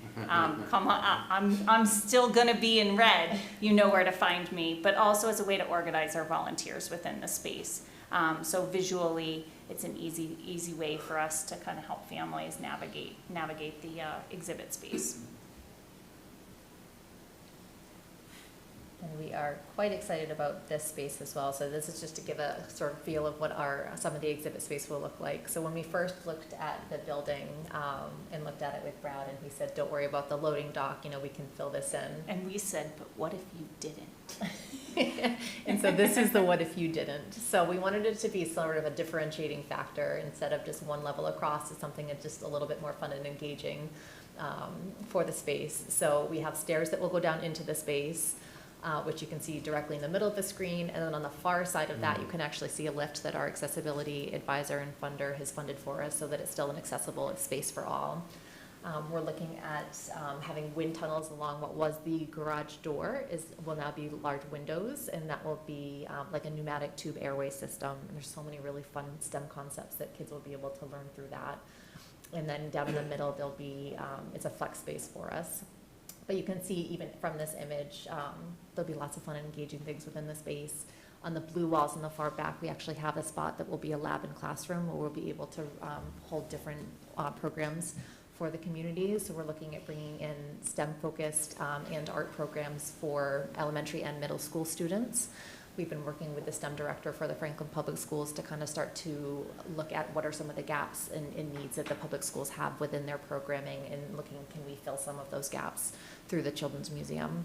So we'll not only be having exhibits for children 10 and under, but programming for elementary and middle school students, then looking at pulling in high school students to volunteer to help run these programs and just to be volunteers for leadership and development opportunities within that space. And then additionally, college students for internship opportunities. So really bringing the full breadth of the education system under one roof, which I've talked through 3 slides at once because I talk a lot. Very well done. Thank you. I was hoping that sequence was going to align nicely there. Yeah, thank you for scrolling for me. No worries. So really, we are able to, through not only the exhibits and pulling in these STEM concepts within the exhibit spaces, and pulling in these programs together with STEM focus, we're really going to be able to help build this creative, interactive, and enriching space where children can really love to learn, learn to love STEM and science and math, and it's going to open, a resiliency in children's learning. We really talk about in our vision building, what are the words that we talked about yesterday with Compassionate global citizens. Yes, compassionate global citizens, but the ability for us to really create a welcoming, warming, friendly, fun environment for kids to learn to love learning. And I think that's what this is all about. Opening up doors for the future. So as we've mentioned a couple of times, we are really committed to building an inclusive space, and that's both physically, socially, financially, an accessible space where all families and individuals feel like they can, join in on that community and flourish and grow through exploration together. So, as we've kind of talked through the different accessibility elements that we're bringing into the space, we're also bringing in a lot of sensory features within the space as well, really to try to, make the museum the most welcoming experience that we can for all families. Sort of the feedback we've had with it so far is that as we're pulling this all together, the intentionality of our design is what's setting us apart, is that we're not, as a second thought, oh, well, this child might need an AAC board, how can we kind of throw that together? And that's part of our design, and that's all built in so that every kid can walk into our space and feel like they belong and feel like they don't need to go to a separate place to re-regulate themselves because they're having a hard time. They have the tools to do what they need to and to thrive and succeed all within the space. And we've worked with a lot of different experts to pull it together, and I'm sure we'll continue to do that and update and grow as we grow. But we're really passionate about that being part of our core concept, is that inclusivity. I've already touched on how we're getting there with the collaborations and organizations and such, so. Absolutely. We'll keep going. Yeah, so we've had success so far getting our feet off the ground with not only support from the local community through our Founding Families program for raising funds, but we've had lots of different partnerships. We have different organizations through town who are coming together to help build some of these exhibits for us so that we're able to get off the ground. We have a local mom who's featured here. She built this amazing Lego wall that we have at our mobile museums, and she's also building this custom trade table that will sit in front of the windows at the back of the agway so kids can play with these on this custom train table while watching the commuter rail go by, which we're really excited for. Yeah, the fun that will come with that. The other picture there is one of two massive car ramps that the students at Tri-County built for us. Their carpentry students worked to create the actual ramps. They're sheet metal. Sheet metal, yeah, the metal. The metal workshop, yeah. Put sheet metal on top, and then their engineering students designed and 3D printed these magnetic tracks to stick to them. When we first brought them out to a mobile museum, one of the students came and brought his family to see them in action. He was like, "This is the first thing at school that I've just been so excited to be involved in and to do," and that was awesome to hear, and something that we are excited about as kind of a part of the community purpose behind the museum, and a collaboration that we're hoping to continue as we move forward. We've also gone in and spoke to and had a really fun brainstorming session with the early childhood education students at Tri-County. We really feel like we've got a lot of great partnership opportunities with them going forward. We have a list here of the support we've received from many different organizations in town who are helping us get off the ground, and we're so thankful for all the support we've received thus far to continue to move forward and grow and open our doors to the community.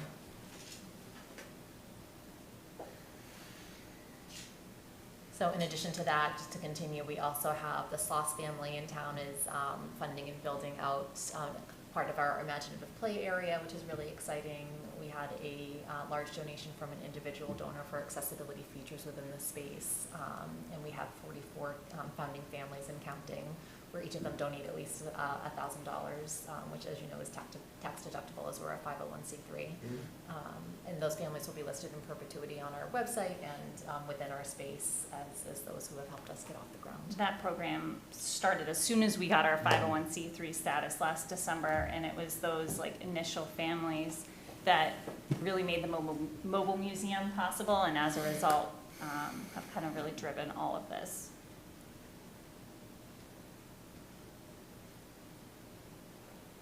And then, you know, sort of ending here is just, you know, for anyone who's watching, that you can be a part of this story, that we really feel like, you know, this is a chance for everyone to leave a legacy for the town of Franklin in creating this Children's Museum of Franklin. You know, for generations to come, this is going to be a new opportunity for the town and for learning and fun and play within the town of Franklin, and we're so excited to see it continue to come to life.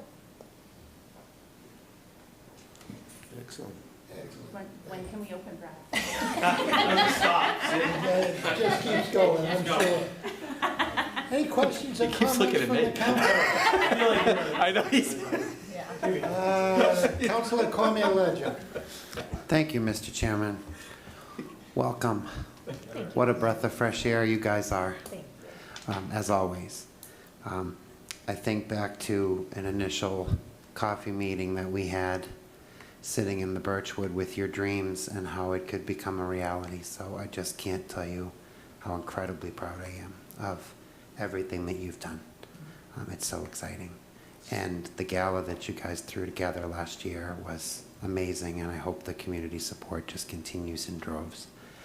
I'm hoping you can speak a little bit to part of the initial conversation we had about incorporating parts of Franklin itself into the exhibits and what the kids were going to do, the different cultural pieces around town, or maybe some of the historic elements. I think the public would enjoy hearing that. So. Absolutely. So part of our imaginative play zone within the Children's Museum is going to be based on Franklin. We have visions for a larger version of this in a next space at some point, but what we're starting with is a gated off area that is our town common, and this little gated off area is going to be for the 2 and unders. We have WBA Builders, who we listed as one of our partners, has designed it as building out this crawler gazebo, so it'll be a cross section of the gazebo against the wall to look like the Franklin Town Common, where the kids can engage, and we'll have a few other fun things in that little town common for them. In the surrounding of that little cutout area is going to be like a little roadway, like the road around the common, and then we'll have a vet and a diner on one side, and a little farm with a raised bed and a farm stand to pay tribute to the Agway as part of the story of the Children's Museum of Franklin in that building itself. So we're calling that our little downtown Franklin, and we hope to continue to grow that as we grow into larger spaces where we can have something that really truly feels like downtown Franklin, and we can have the Red Brick Schoolhouse and Birchwood Bakery and other local organizations that we can have within our little downtown, which we're really excited about. And then in addition to that, in the custom train table that Megan Medeiros, a local mom and an amazingly talented carpenter, is building for us. It's going to have various Franklin landmarks on the train table itself. So as the kids are playing and taking their vehicles through the train table, they're going to run through a whole bunch of kind of local Franklin areas, right? And then in the outside play zone, we're currently kind of still in conversations with a landscape designer about having we want a ladybug, but we want a big one that the kids can play under and around and through. And so that is something that we're still in conversations on, and hopefully will be an addition to our outside space. And then lastly, we've talked a little bit, and I think this is one of the things we talked about too, is with the Historical Society has so many amazing things that they, just don't have the capacity or room to be able to display, and we'd love to be able to work with them and have had some initial conversations about what we can maybe pull into the classroom to sort of pull in some of the Franklin history into our classroom space as well for display. So we'll continue those conversations and put in what we can. That's awesome. I would also encourage you to figure out how to incorporate your beautiful space into the cultural district. Yes. because, you know, as people make their way around Franklin having that unique distinction, we want you to be a part of that, so, but. With part of that, actually, what we haven't talked about is when we looked at the image of the exhibits on the inside, on the far side of that, we're gonna have this really cool maker space for all this, you know, incredible art development and creativity, and just a way for kids to create and explore with different medium. And we've been talking, we have a wall next to that, and we're going to be looking at how we can actually display kids' art within the space, so that you're not only making things, you can then, in a museum, have your artwork displayed. You know, we'd love to work with some of the schools to maybe have different, you know, family nights, et cetera, where families can come and see their kids' artwork displayed in a museum. So we're really excited for the opportunities that will come with that maker space as well. That started at the first farmer's market that we went to. We brought paint, and a little girl, Eliza, painted a huge picture for us and was like, I want you to keep this and hang it up in the museum when you open.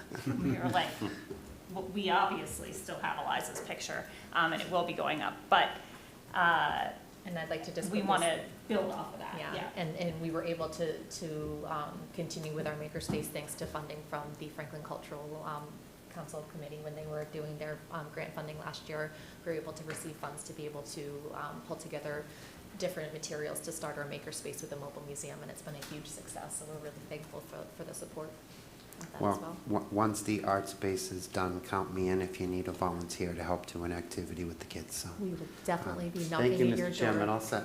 Put his email on the list. Call me a legend. Councilor Chandler. Through you, Mr. Chairman. Hi, everybody. I'm really glad you came tonight, because I didn't understand this at all until you actually came. So you're going to be every day, 7 days a week, like 9 to 5? So Please. we are planning right now to be open Monday, Thursday, Friday, Saturday, Sunday, and then we will open for field trips on Tuesdays and Wednesdays. That brings me to my next point, because when I had little kids, 2 of them were at ECDC.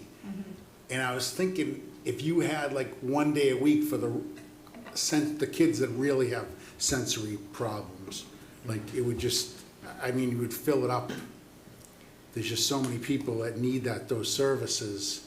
So I was really excited about that you actually do have some extra time for that. We did actually have our very first sensory hour that we ran for the mobile museum. Vendetti Motors hosted us back in May for a mobile museum, and we opened up an hour ahead of time. We had additional sensory tools within the space that our occupational therapy advisor had recommended that we bring in the space, and she did a talk to all of our volunteers to kind of help talk through how they can be supportive of different families and different needs within that time space, and it was a huge success. And we're certainly looking at bringing in different sensory hours and sensory play sessions for friends that will be helpful for. That's great, because that was a big thing for me way back.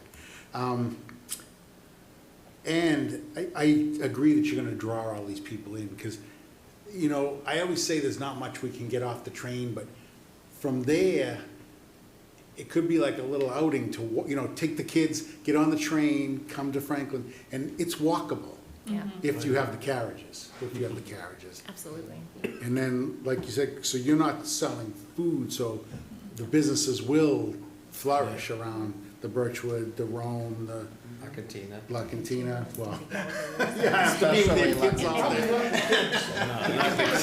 Yeah. Parents will need a place to stop by. And, The little general. And lastly, for Brad, hopefully there'll be plenty of parking.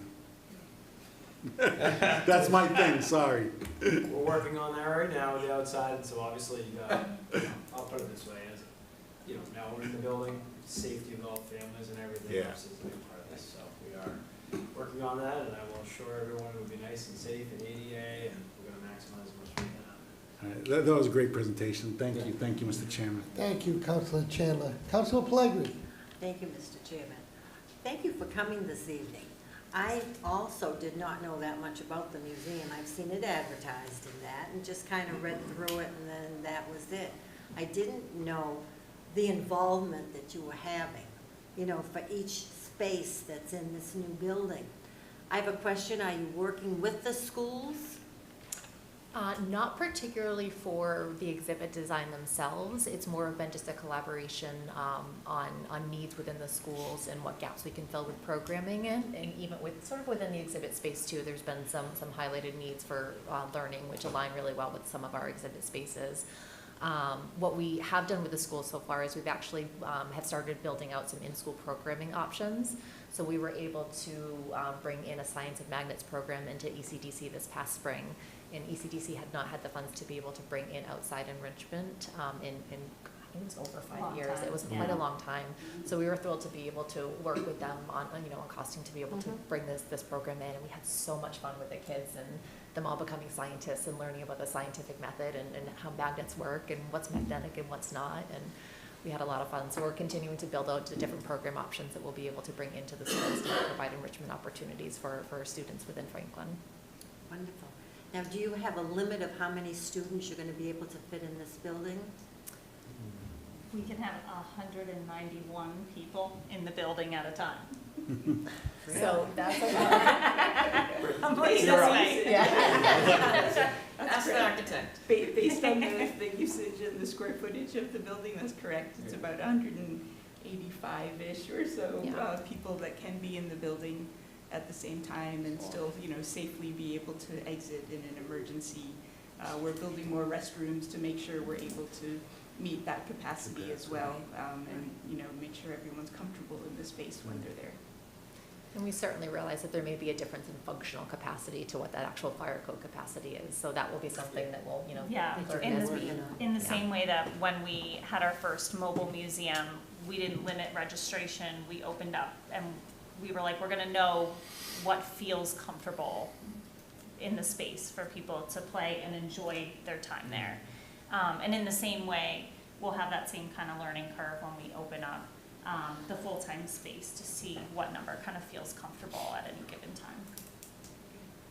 Well, thank you very much again for coming this evening and teaching us all about your museum, and we wish you the best of luck. Thank you very much. Thank you, Councilor Pellegrini. Councilor Sheridan. I just want to thank you for coming and doing this for the community. My question was about the train, because that's the first thing I thought when you bought it there. Is there going to be a window for them to look at it? Or? Yeah, so there is a existing sliding door on the back of the building. Used to be the dock where the Still there. Yep. No one wants to remove it. So because of its proximity to the property line, that is going to, the type of window it will be is 12-inch glass block, right? Yes. But you will be able to see through it to see the train coming and going. We had a little bit of feedback wondering about train noise or the feel of the train passing by, and we were in there a week ago or so. It was all cleared out, and it was very minimal. So especially as the insulation and everything goes in, that'll reduce the noise in the space, but the kids will still be able to enjoy seeing the train pass by. Great. And we figure as part of the decor, because we do realize we will have, friends in the space with sensory needs as part of the decor in that space, we're actually going to post the train schedule so that if someone needs a little preparation to know when the train is coming and going, they can have that preparation. And then as part of our sensory tools that kids will be able to check out at our desk, we do have noise canceling headphones as well in case that additional noise is too much for some kids. Thank you, Councilor Sheridan. Councilor Hamlin. Thank you, Mr. Chairman. I just want to thank you all. It makes it all worthwhile. Yeah.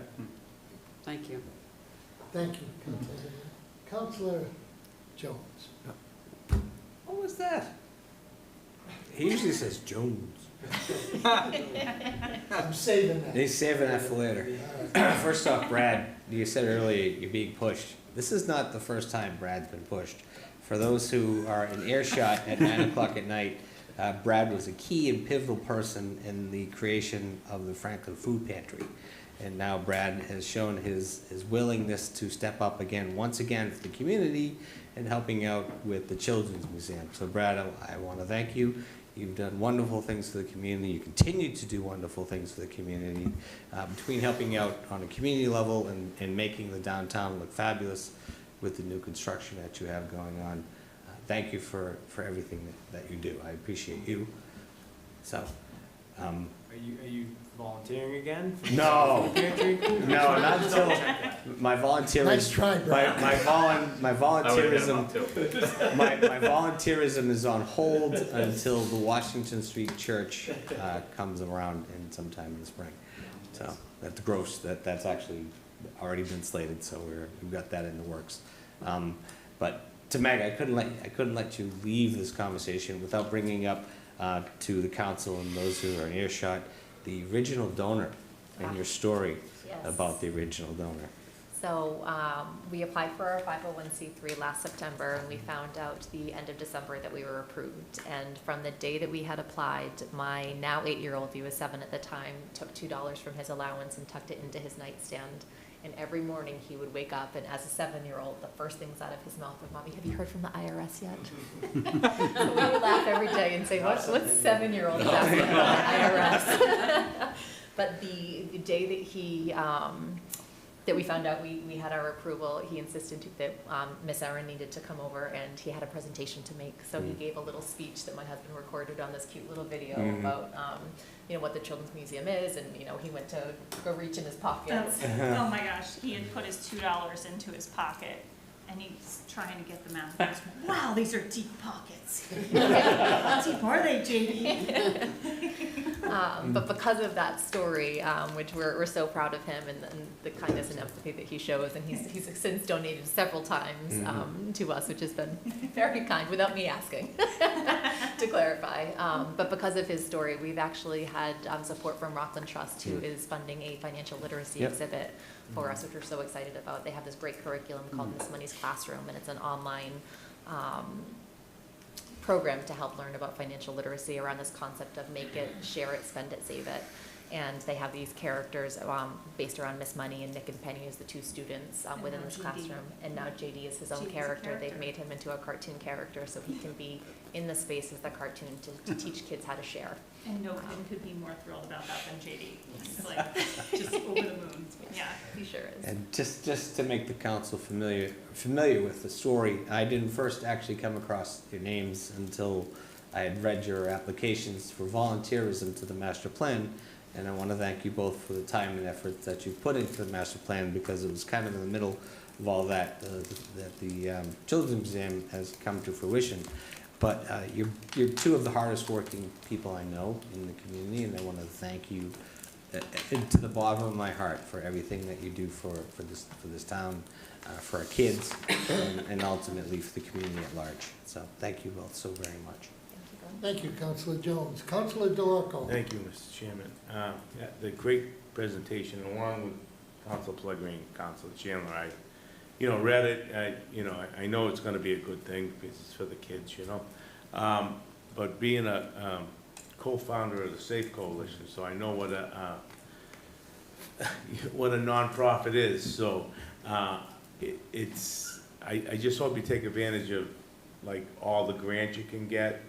Just make sure you take all of it, because, the donors are great, but, you can't, hopefully you can't count them all the time, so get those, get the grants up there and get, and have your big times like we have, and it all comes together, it really does, and I wish you the best. I mean, when you have your big party, you gotta, just let me know, I can hook up unions, Glenn's tight with the unions too, and if you bring anything up with the kids, they'll definitely donate. So thank you. Just look me up, and I'll go to. I know the Teamsters will definitely donate. They'll give you a check and everything like that. And Sullivan Tire, I got good connections with Sullivan Tires too. So anytime you need any of that, because I know how hard it is to have the money. That's why I'm saying that. I don't want to be a bearer of bad news, but I know how hard it is. Yeah, I mean, it will all come, It will, it will. We're making good progress so far. We've had some great grants so far, and we've actually been able to talk with Jen Levine and Tina Parley at the food pantry to kind of collaborate and discuss different grant options that they've had success with. Jen Knight's awful, is a great person to hook up with as far as grants are and stuff like that. We can help you at the Safe Coalition in any way. Please let us know. Thank you. And we actually, I think we should have mentioned as well is, part of our accessibility advisor and funder is we've put aside funds from her to be able to provide passes to families, both at the food I pantry was and at wondering Safe about Coalition. that, yeah, So families who are, going through a tough time and need access and can't afford to, to walk through our doors will have access to passes through both Safe Coalition and the food pantry. Believe it or not, we're not just opiate issues or alcohol issues anymore. We have a great diaper drive, so, I mean, a lot of those kids, they have no money. And so that would be great, so Absolutely. I appreciate that. Yeah, I really looking do. forward to partnering. Thank you, Councilor DeLarco. Ladies, Megan, Harry, thank you so much. Great presentation. I think you enlightened a lot of people, members of our council, as well as, I'm sure, some of our listening audience. Brad's handicap continues to go up. You guys keep pushing him. Still trying. He's trying. Someday. He's working on it. But thank you very much for coming forward. We can't wait for the grand opening. Yeah. Thank you. Can we just quickly say too that, not so Brad's head doesn't get too big, but when we first, This is all the sweetness. That's right. Tomorrow, They want you there at 6 a.m. tomorrow. But when we first, decided that we wanted to start, talking to more people around town to try to get some feelers out for, who our good connections are gonna be and, what we need to do to go forward to get this off the ground, we sat down and had a coffee with Brad and Birchwood, because that's where we are That's our office fueled right by now, Birchwood. yeah. And we knew right away that Brad was the right fit for us to work with. He shares our vision for downtown and our passion for the Franklin community and helping it to be the best it can be. And, that first conversation with him, we knew that he was the right fit for the Children's Museum to work with. So we appreciate his passion for the town. Great. Thank you all very much. Thank you. Thank you all. Thank you. Thank you for your time. Thank you. Can I make one quick shout out? Yeah. Because I also had the opportunity, before I had the opportunity, I just want to give Mel. So Yes. allowing us the opportunity from the start to have something really good, and this is very hard to all put together, so she had a vision for this too. And I think just want to give her some kudos because, Great. go a lot of different ways. So Thank you. simple. Thank you, everybody. Appreciate it. Thank you. Thank you all. Thank you. Thank you.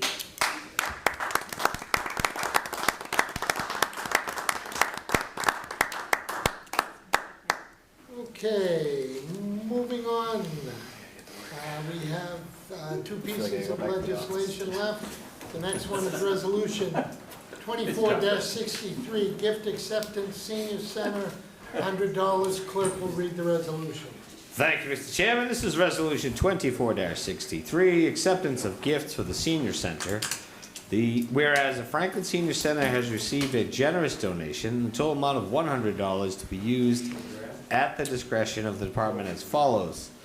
Senior Center, $100, donation to be applied at the discretion of the Senior Center through the Council on Aging Gift Fund to provide services and programs to the senior citizens in the Franklin community. Donor information is included in the October 30th, 2024 Town Council meeting agenda packet. And now therefore be it resolved that the Town Council, the Town of Franklin, on behalf of the Senior Center, gratefully accepts this generous donation to be used at the discretion of the department for the purposes noted above. Move resolution Motion 20. 24-63. Second. Motion and second. Discussion. I forgot. Amy? Thank you very much, Bob Kaufman. He's a big volunteer at the Senior Center, and just thank him for his donation. Thank you, Jimmy. Any other questions or comments? Seeing none, the vote will come on the motion to approve Resolution 24-63. A majority votes required. All those in favor signify by saying aye. Aye. Opposed? Motion carries. Resolution 24-64. Town Council approval of American Rescue Plan Act funds, $8,304. Clerk will read the resolution. Thank you, Mr. Chairman. This is Resolution 24-64, Town Council approval of American Rescue Plan Act ARPA funds. The Franklin Town Council, on behalf of the Town of Franklin, hereby accepts the receipt of ARPA funds from and/or through the Norfolk County, Massachusetts, approves the expenditure of funds for the below listed purposes, and authorizes the town administrator to execute any and all documents and/or to take any and all other actions required for the town to receive said funds. Revenue placement for road maintenance, $8,000 $304. This resolution should become effective according to the provisions of the Town of Franklin Home Rule Charter. Move resolution 24-64. Second. Motion is second. Discussion. Jamie? Very quickly, as you voted a few months ago on the Neighbor Brigade application, and unfortunately, they're not going to be in business much longer, and so therefore we had to rescind that application. We have $8,300 left in our county ARPA, and they asked us to do a revenue replacement category, and so we're just simply offsetting one of the bills that the DPW has already paid. Thank you. Thank you, Jamie. Questions or comments from the council? Seeing none, the vote will come on the motion to approve Resolution 24-64. Again, a majority vote's required. All those in favor signify by saying aye. Aye. Opposed? Motion carries. Town Administrator's report. A couple quick items before I get to the friendly 40B policy. I know all of you will as well. I think incredible job by our fire department and police department last week at St. Mary's. As the chief mentioned earlier, we're very lucky to have the staff and folks that we have here. We're also very lucky to have the neighboring towns and the mutual aid program that we have with folks, because there was a handful of calls going on at the same time. And I think that you'll hear more about this in the budget debate, but I think what we're seeing with call volume is astronomical, and our neighbors are seeing that too. It's a regional problem for sure. But as you heard from the chief tonight, the investments in the fire department especially are continuing to pay dividends. I shudder to think if we didn't have the staff and the quality staff we have, where would we be? And I really hope that people don't take that for granted. When we look at the regional call centers, but you know I'm the chairman of the board over there, the call volume is just going through the roof for both fire and police. You know, and it's you know, it's an issue that we're going to have to monitor. Number two, I just want to thank and just acknowledge Tracy McLeod really quickly. Many of you know Tracy. She's worked for us for almost 30 years. She just retired this week. Tracy, if you're watching, congratulations on your retirement. Tracy, if you're watching, retire. But in all sincerity, for 28 years or almost 30 years, just want to thank her for incredible service to the town and school department. And then finally, I just wanted to put a policy adjustment in the packet regarding friendly 40Bs. I think we've had a couple of these. I think we've heard a lot of feedback from the community, and the staff have toiled with this a little bit. But in the packet, there's a section in there that's revised, and I just wanted to make sure everybody was aware of it. And it's in red. We'll put it in black and put it on the website, but just so people can see it. And I'm just going to read it really quickly. Until further notice, the town policy will be to accept friendly 40Bs applications that provide for home ownership and not rentals. The town is requiring friendly 40B projects not include any housing that are large-scale rental apartments exceeding 20 units.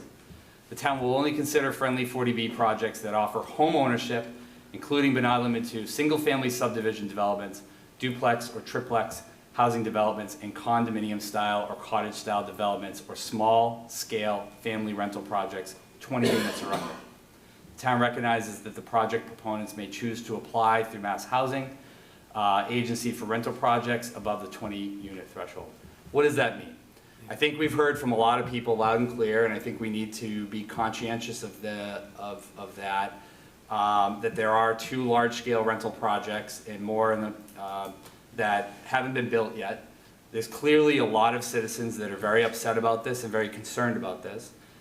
We've also heard a lot of comments from the public, both at these meetings and on the side at other meetings, planning board meetings, and certainly at senior center coffee hours and many community forums we have, that home ownership, whether condominium or single family or duplex, et cetera, is really the preferred housing type that our community of residents, a lot of our residents are looking for. I just want to be clear, this does not prohibit a large-scale rental apartment complex from going through the state-approved process. So those projects are still allowed. There's nothing we can do to prevent them all away. But after listening to a lot of feedback, both on Grove Street and on Stobart's, and with our 40B percentage thus far being pretty high, those projects, as well as Pleasant Street, will also increase that number. We don't foresee any of those units coming off the rolls. You know, we're already over that 10%, and I think as all of you know with the Affordable Homes Act and things going on at the state level, they're continuing to kind of push down with MBTA communities to other communities to kind of get them to build more housing. But the state doesn't say what kind of housing. So what you're gonna see is in likelihood in a lot of MBTA zones, you're gonna see in other communities, by the way, not here, but you're gonna see in other communities a lot more rental projects going on. We're doing this right now to say the staff are not accepting any more friendly 40B applications to deal with rentals well over that amount. So I just wanted to let everybody know about that policy. I certainly understand that not everybody's going to agree with that, but I do think we have a responsibility both as a staff and hopefully others to say, okay, we have heard from people.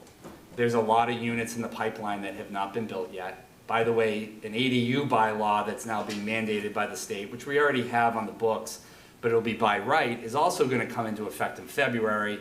We're going to continue to get more housing units by right through the ADU process. All of this is in an urgent fashion because of our housing crisis, but I think a lot of communities are hearing what we're hearing as well. It's just kind of a timeout.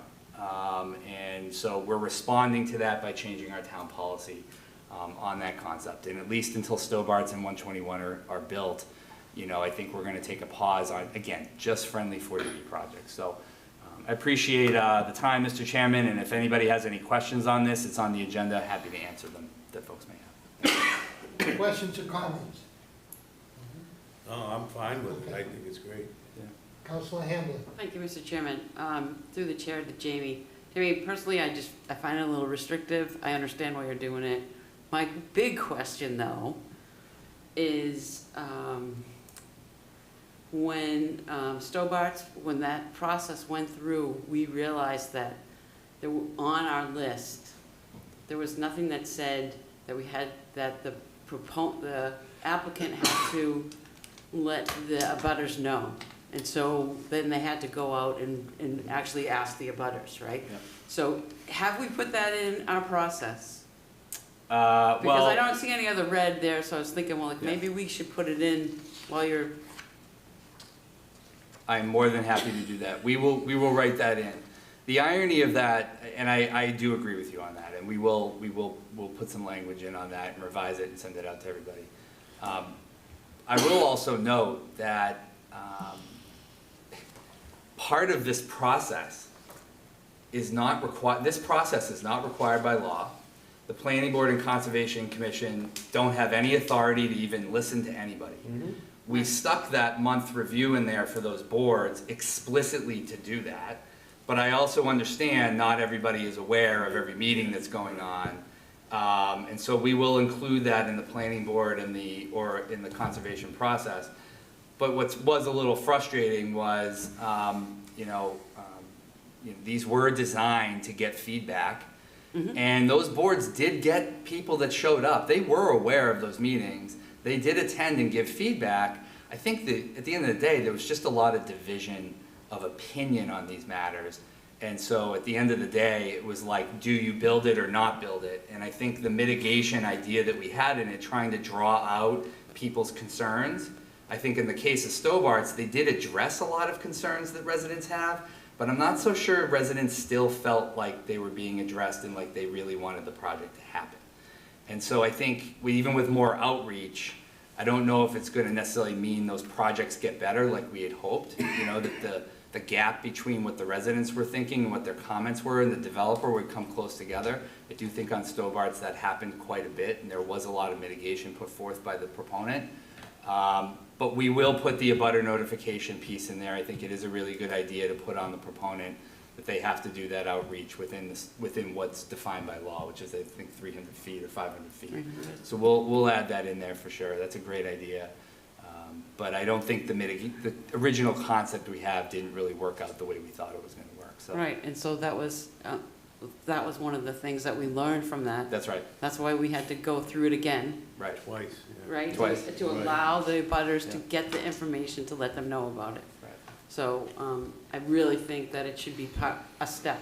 Absolutely. Because I remember TAG saying, well, it wasn't a step. Right. And that was on us, right? Right. So we have to fix that. Yep. Okay, Great idea. thank you. Good Thank point, you. Mel. Councilor Hamlin. Councilor Cormier Ledger. Oh, thank you, Mr. Chairman, and just wanted to say thank you to the town administrator for listening to not only some of our concerns, but listening to the community. I think this language is very important. I can personally attest today, actually, that I welcomed a new young family to Franklin, though not to the 40B process, but a young family that didn't want to rent, that were both working. One's a nurse, one's a cop. They have a young child. They heard about Franklin, and they wanted the joy of owning their first home. And they saved, and they worked hard, and they were able to make it happen. And the Children's Museum was a selling point, because they got to buy a home on Joy Street that's only minutes walking to our new future Children's Museum, and they were so excited about that. So that's at the heart of a lot of the comments that you're hearing from people, is that affordability and apartments are certainly part of the solution, but there are a tremendous number of people who would like to see more homes put on the rolls so that we can welcome people to Franklin that are going to own and build that equity and that personal wealth that generations before them have done. So thank you very much for doing that, Chief. Thank you, Councilor Cormier Ledger. Councilor Chandler. Through you, Mr. Chairman. Actually, I'm going to echo pretty much what I had written down, was what Councilor Cormier Ledger said.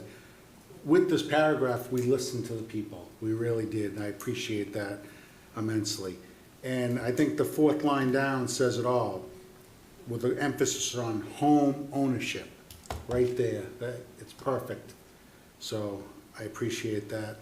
Thank you, Mr. Chairman. Thank you, Councilor Chandler. Councilor DeLarco. Thank you.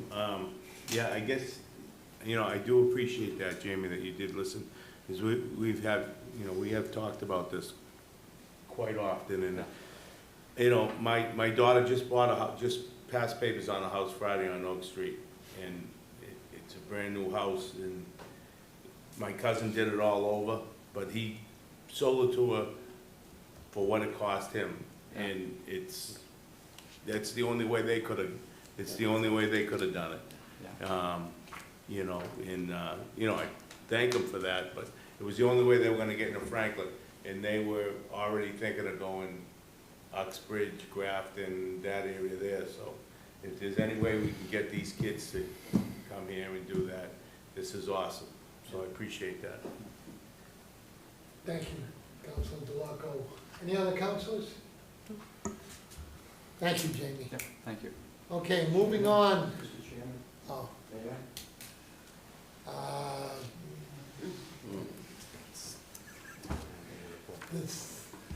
Sure, go ahead. Please make it quick, though. Oh, I'll make it quick, clear and concise. Clear and concise, from the heart. He's got a microphone right there. It was brought up initially, and Councilor Jones brought up what the impact would be on the 3-bedroom units on the friendly 40B.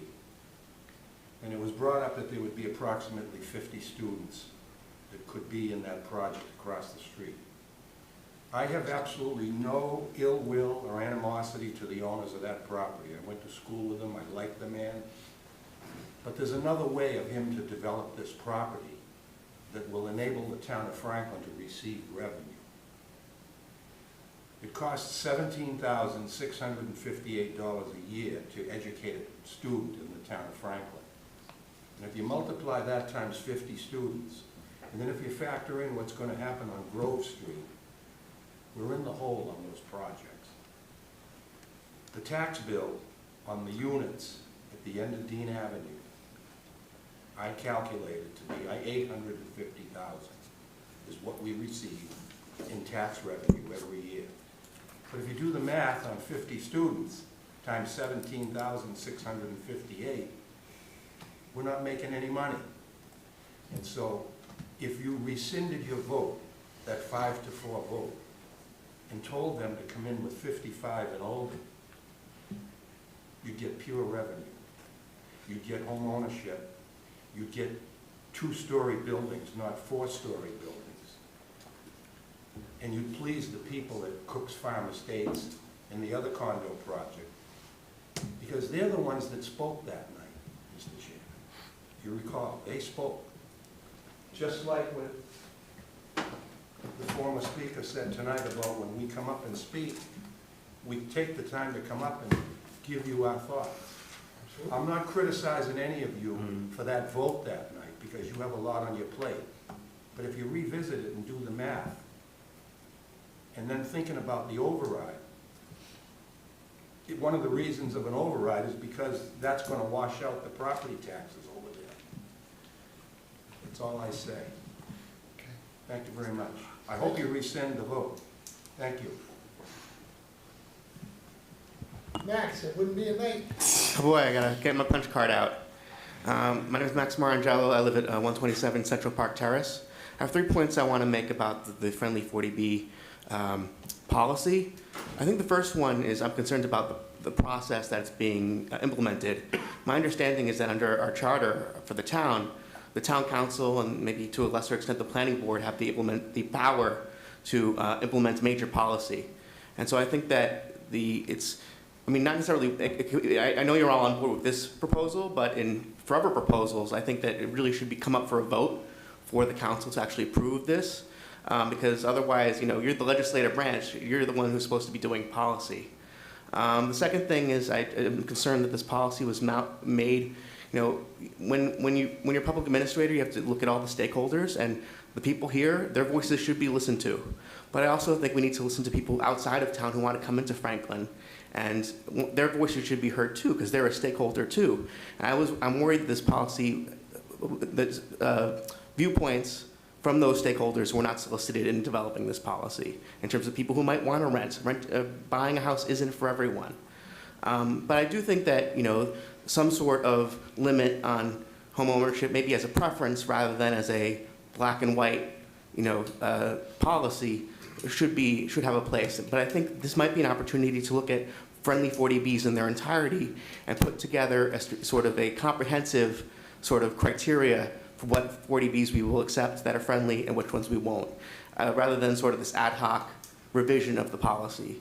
Because there might be other criteria, like having something near the train that's transit-oriented or walkable, or close, maybe even, something where it might be, whether it's near a school or not, I don't know. But I think we should take a comprehensive look at friendly 40Bs rather than just putting this in and having it be a black and white thing. Thank you. Thank you. This is not a discussion item. This was a town administrator report. We can put it on for future discussion, but I don't want to get into a lengthy discussion on this evening. Mark, if you have a quick comment, please. Thank you, Chairman Mercer. I just wanted to start with the fact that I know that Councilor Frangillo had some strong feelings about the verbiage in this, and he's not here tonight to express those, but I think he did that to all of you through email. And Jamie, I should say to the town administrator, I appreciate what you're trying to do with this verbiage, but however, I think that for me, it's very similar to the discussion that we've had before about mandatory parking minimums, that I think the market should be allowed to determine what is the right split between rental units and homeownership units. And I think we all want Franklin to be more affordable for young families, individuals coming into town. And it's difficult to think about government tipping the scales between ownership and rental properties, as far as I'm concerned. I think the market should be allowed to determine what is that right mix. So I'm a little bit concerned about verbiage that limits the number of rental units being built in favor of home ownership units. Thank you. Thank you, Mike. Okay. Moving on. Next item on the agenda is subcommittee reports. Capital has not met, EDC has not met, budget has not. Master plan? Yes, thank you, Mr. Chairman. Master plan met last Wednesday on October 23rd. The good news is that the draft goals and objectives, as well as the implementation portion of the plan, which has gone through department review, is currently in the process of being formulated into a draft format, which is going to be published and made available to the public as soon as next week, and put forth for approximately about a month for public input in many facets, whether social media or online, whatever forms, potentially 2 open public forums we're going to try to plan within the same time frame to try to get as much feedback from the public as we can. And so Barrett's working on that. We're going to have a good presentation, and it's going to be a good time. Great. All come along, sir. Thank you, Councilor Jones. Let's see, Police Station Building Committee, we met earlier this evening, and we met with our owner's project manager, our OPM. We do have some architect interviews next week, 2 weeks. 2 weeks. And more to come. We're just getting the process started here, so there's a lot still to be discussed. But we've begun the process, and I think it was a great choice on our OPM, CHA Associates. Joe is somebody that I've worked with on 2 Franklin projects in the past, 2 or 3, and have found him to be more than competent, certainly, and very easy to work with. So I look forward to this committee continuing to move forward, and we'll keep you updated as things progress. Okay, future agenda items. Councilor Cormier-Ledger. Thank you, Mr. Chairman. I know you're all going to fall out of your seats, but I have to agree with Mr. Falvey in one of his comments earlier that we do need to think about, as we move forward, that it be noted for some sort of literature explaining to the voters about the override in depth that is going to be budgeted and talked about and agreed upon that goes to households. So if that can just be in our future agenda as we discuss the override in future meetings, I think he makes a very valid point. So, thank you. Thank you. Councilor Chandler. Nothing at this time. Councilor Pellegrini. Thank you, Mr. Chairman. I'd like to follow up on his comment there. We tried to do this for the last override. Nancy and myself both got in touch with the Secretary of State's office. We couldn't put out a brochure about the override. So can you correct or tell us about that? Attorney Sorrell. It's a local option statute, so you have to accept the statute first. And then that authorizes basically tracks the same requirements as for state question.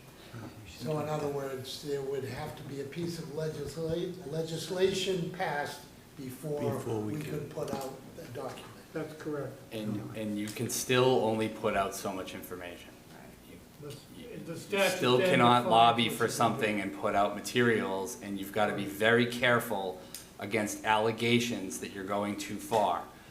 What we talked about this year, and we didn't have the time because it was so rushed, we can do the local option statute, that's very easy, but all of you just have to be aware that what's in the booklet by the Secretary of State is not what we can put out. What it really is just announcing a special election. I'm paraphrasing for the sake of time, which I still think is very valuable, in my opinion. To let people know there's a special election is still valuable. Although 50% came out and voted, so that was pretty unbelievable. good, So, Councilor Pellegrini, you still have the floor. Let's see here, this is for comments. I just wanted to bring No, up. future agenda. Future agenda. Oh, future agenda, I'm so sorry. No, I don't have anything else for a future agenda. Councilor Shevin. Yeah, maybe we could put this new policy on the agenda? yeah. The statute. Councilor Hamblin. Thank you, Mr. Chairman. Do you mean the statute? Yeah. Yes, okay, all right. I would agree with that. Thank you, Mr. Chairman. Councilor Jones. Just to follow up on the facilities presentation. Okay. Councilor Nothing at this time. Okay, councilor comments, councilor Sherry. Again, we want to thank the fire department, police department. Also like to thank the clergy for having that nice ceremony. I want to thank Father Porras for having a positive message of unity. And I think that's it as far as that, and happy Halloween. Thank you, councilor Sherry. Councilor Hamlin. Thank you, Mr. Chairman. Through the chair, I would like to, I voted early on Friday, last Friday, and I just wanted to thank the clerk and the staff and everyone that's volunteering. It was so easy. There were a lot of people in a Friday afternoon, right, to go vote, and it was pretty exciting, I thought. But they're doing a great job, and I want to thank them. I also like to reach out to Roberta if she's still listening, and to Jane. Jane is still here. If the two of you want to get together with me, and we can talk about what we can do to help heal the community, I would be more than happy to get together with you all and to try to brainstorm or do something. Okay? Thank you, Mr. Chairman. Thank you, councilor Hamlin. Councilor Cormier-Ledger. Thank you, Mr. Chairman. I want to echo that early voting was nice and easy, and thank you to our town clerk and her staff. It was great. Thank you to our police and fire, not just for the response to St. Mary's, but to everything and all the responding towns that came to our aid that day. Congratulations to everybody sworn in tonight. We have a lot to be proud of with them. I too want to thank the fire department for the beautiful memorial service on Sunday, to not just remember those that died in duty, but everyone from the department that has passed. I thought that was very, very moving. I want to take a second to congratulate the cast and crew from the Franklin School of Performing Arts for a great run of School of Rock. We're so incredibly lucky to have them in our town and to bring those performances to just bring a little bit of levity and joy to our lives. It really enhances Franklin. And my sincere condolences to not just the Taberner family, but to the Giulietti family for their recent losses. So thank you, Mr. Chairman. Thank you, councilor Cormier-Ledger. Councilor Chen. Through you. I just got to say, Bob, you always got a guy when you offer, when you offered them stuff. It's good. You've got a guy. Mr. Sullivan, it's a classic. You're like Sullivan. My cousin's the CEO. I know you've got a guy. I just want people to understand that. It was a good thing. All right, and my council comments tonight are mostly about the citizens' comments.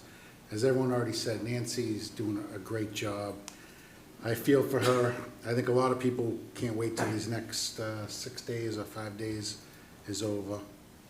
To Mr. Falvey, you guys addressed it, but no way was there ever a $7 million number thrown out.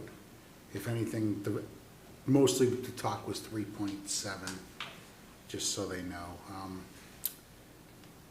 Lastly, I'm just going to say, I haven't said anything about this, I'll just say quickly. The issue with the chairman of the Cultural Council obviously has not gone away. My only comment is, I wish he would just come out and give his side of the story so maybe things could get put to bed. That's my comment on that issue. Thank you, Mr. Chairman. Thank you, councilor Chen. Councilor Pellegrini. Thank you, Mr. Chairman. I just want to ditto everything that my fellow councilors have said, but I will reiterate about the church. I think that it's a horrible thing that happened here in town. I hope we catch the person or persons that were involved with this. It's just a shame.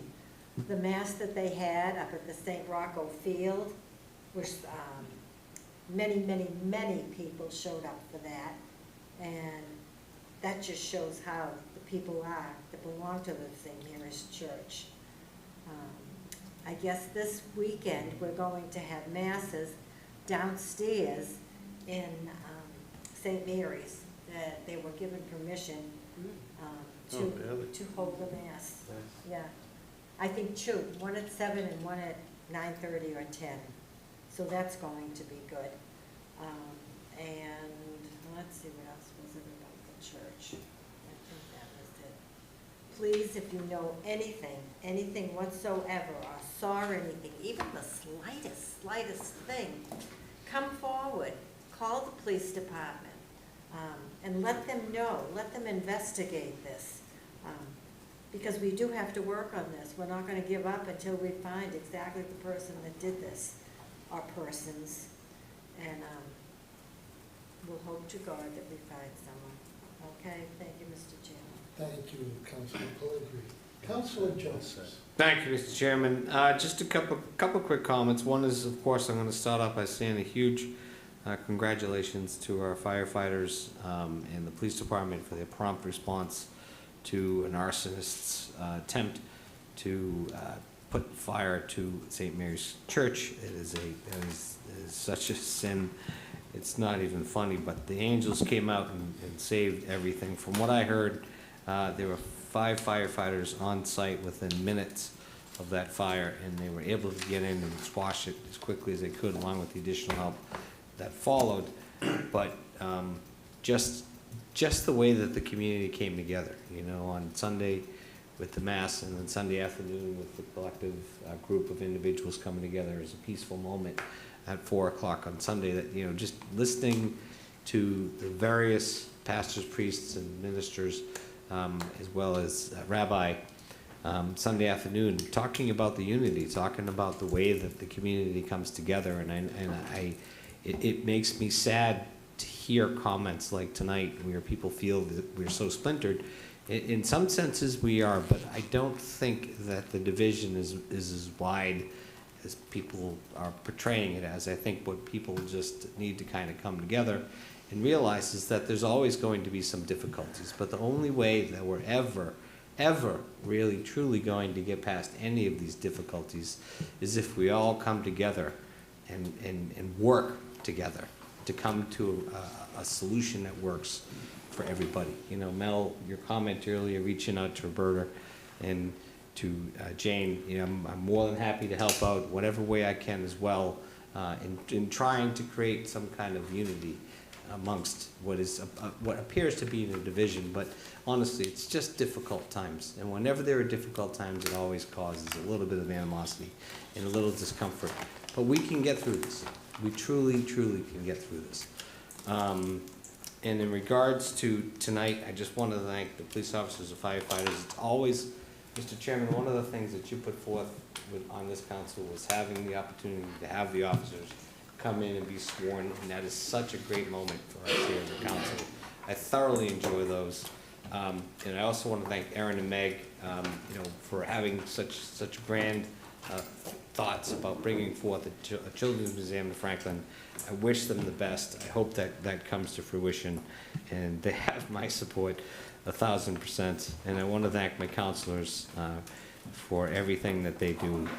This is a lot of time and a lot of effort that goes into our positions, all for free.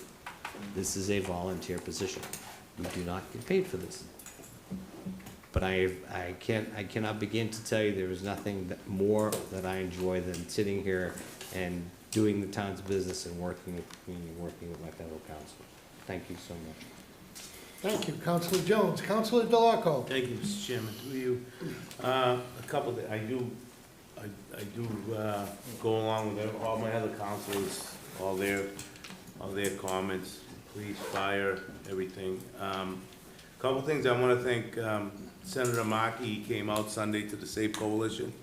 We had a great discussion. That was very, very, very nice. You know, helped. He loved it. You know, hopefully he can help us get some funding too, so that's good. And on the other thing, we just got an email that on December 1st, the NFL is having My Cause, My Cleats. So, and we didn't reach out to this guy. He reached out to, he looked at our website and everything.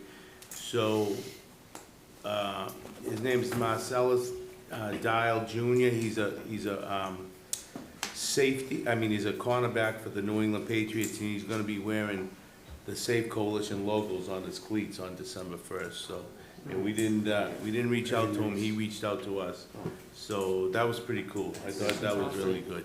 So, he really liked what we were doing, so, I want to compliment him. I don't know if he lives in Franklin, he might, but I do appreciate that. And, that's it. Everyone vote on Tuesday and then see what happens. Thank you, Councilor DeLarco. Again, I want to thank all the police and fire that were here this evening and welcome our new EMTs and paramedics to the department and people that were promoted this evening. I'd like to thank Megan and Erin for coming forward with a great presentation. And I think it's always good to have this room full. And regardless of the reasons that people are here, it's just good to have the room full, getting input from everybody. So I thank everybody for continuing to come and tune in, but I'd be remiss if I didn't once again, the residents of Franklin are just so lucky to have such an outstanding fire and police department. And I want to thank them again for their rapid response and expert handling of the fire at St. Mary's. They are truly professionals. Your departments are the backbone of our community. And to the incredible men and women of Franklin Fire and Police Departments, thank you for always being there when we need you most. Thank you for your service and sacrifice. And with that, I'll entertain a motion to adjourn. So moved. Second. Non-debatable. All those in favor, signify by saying aye.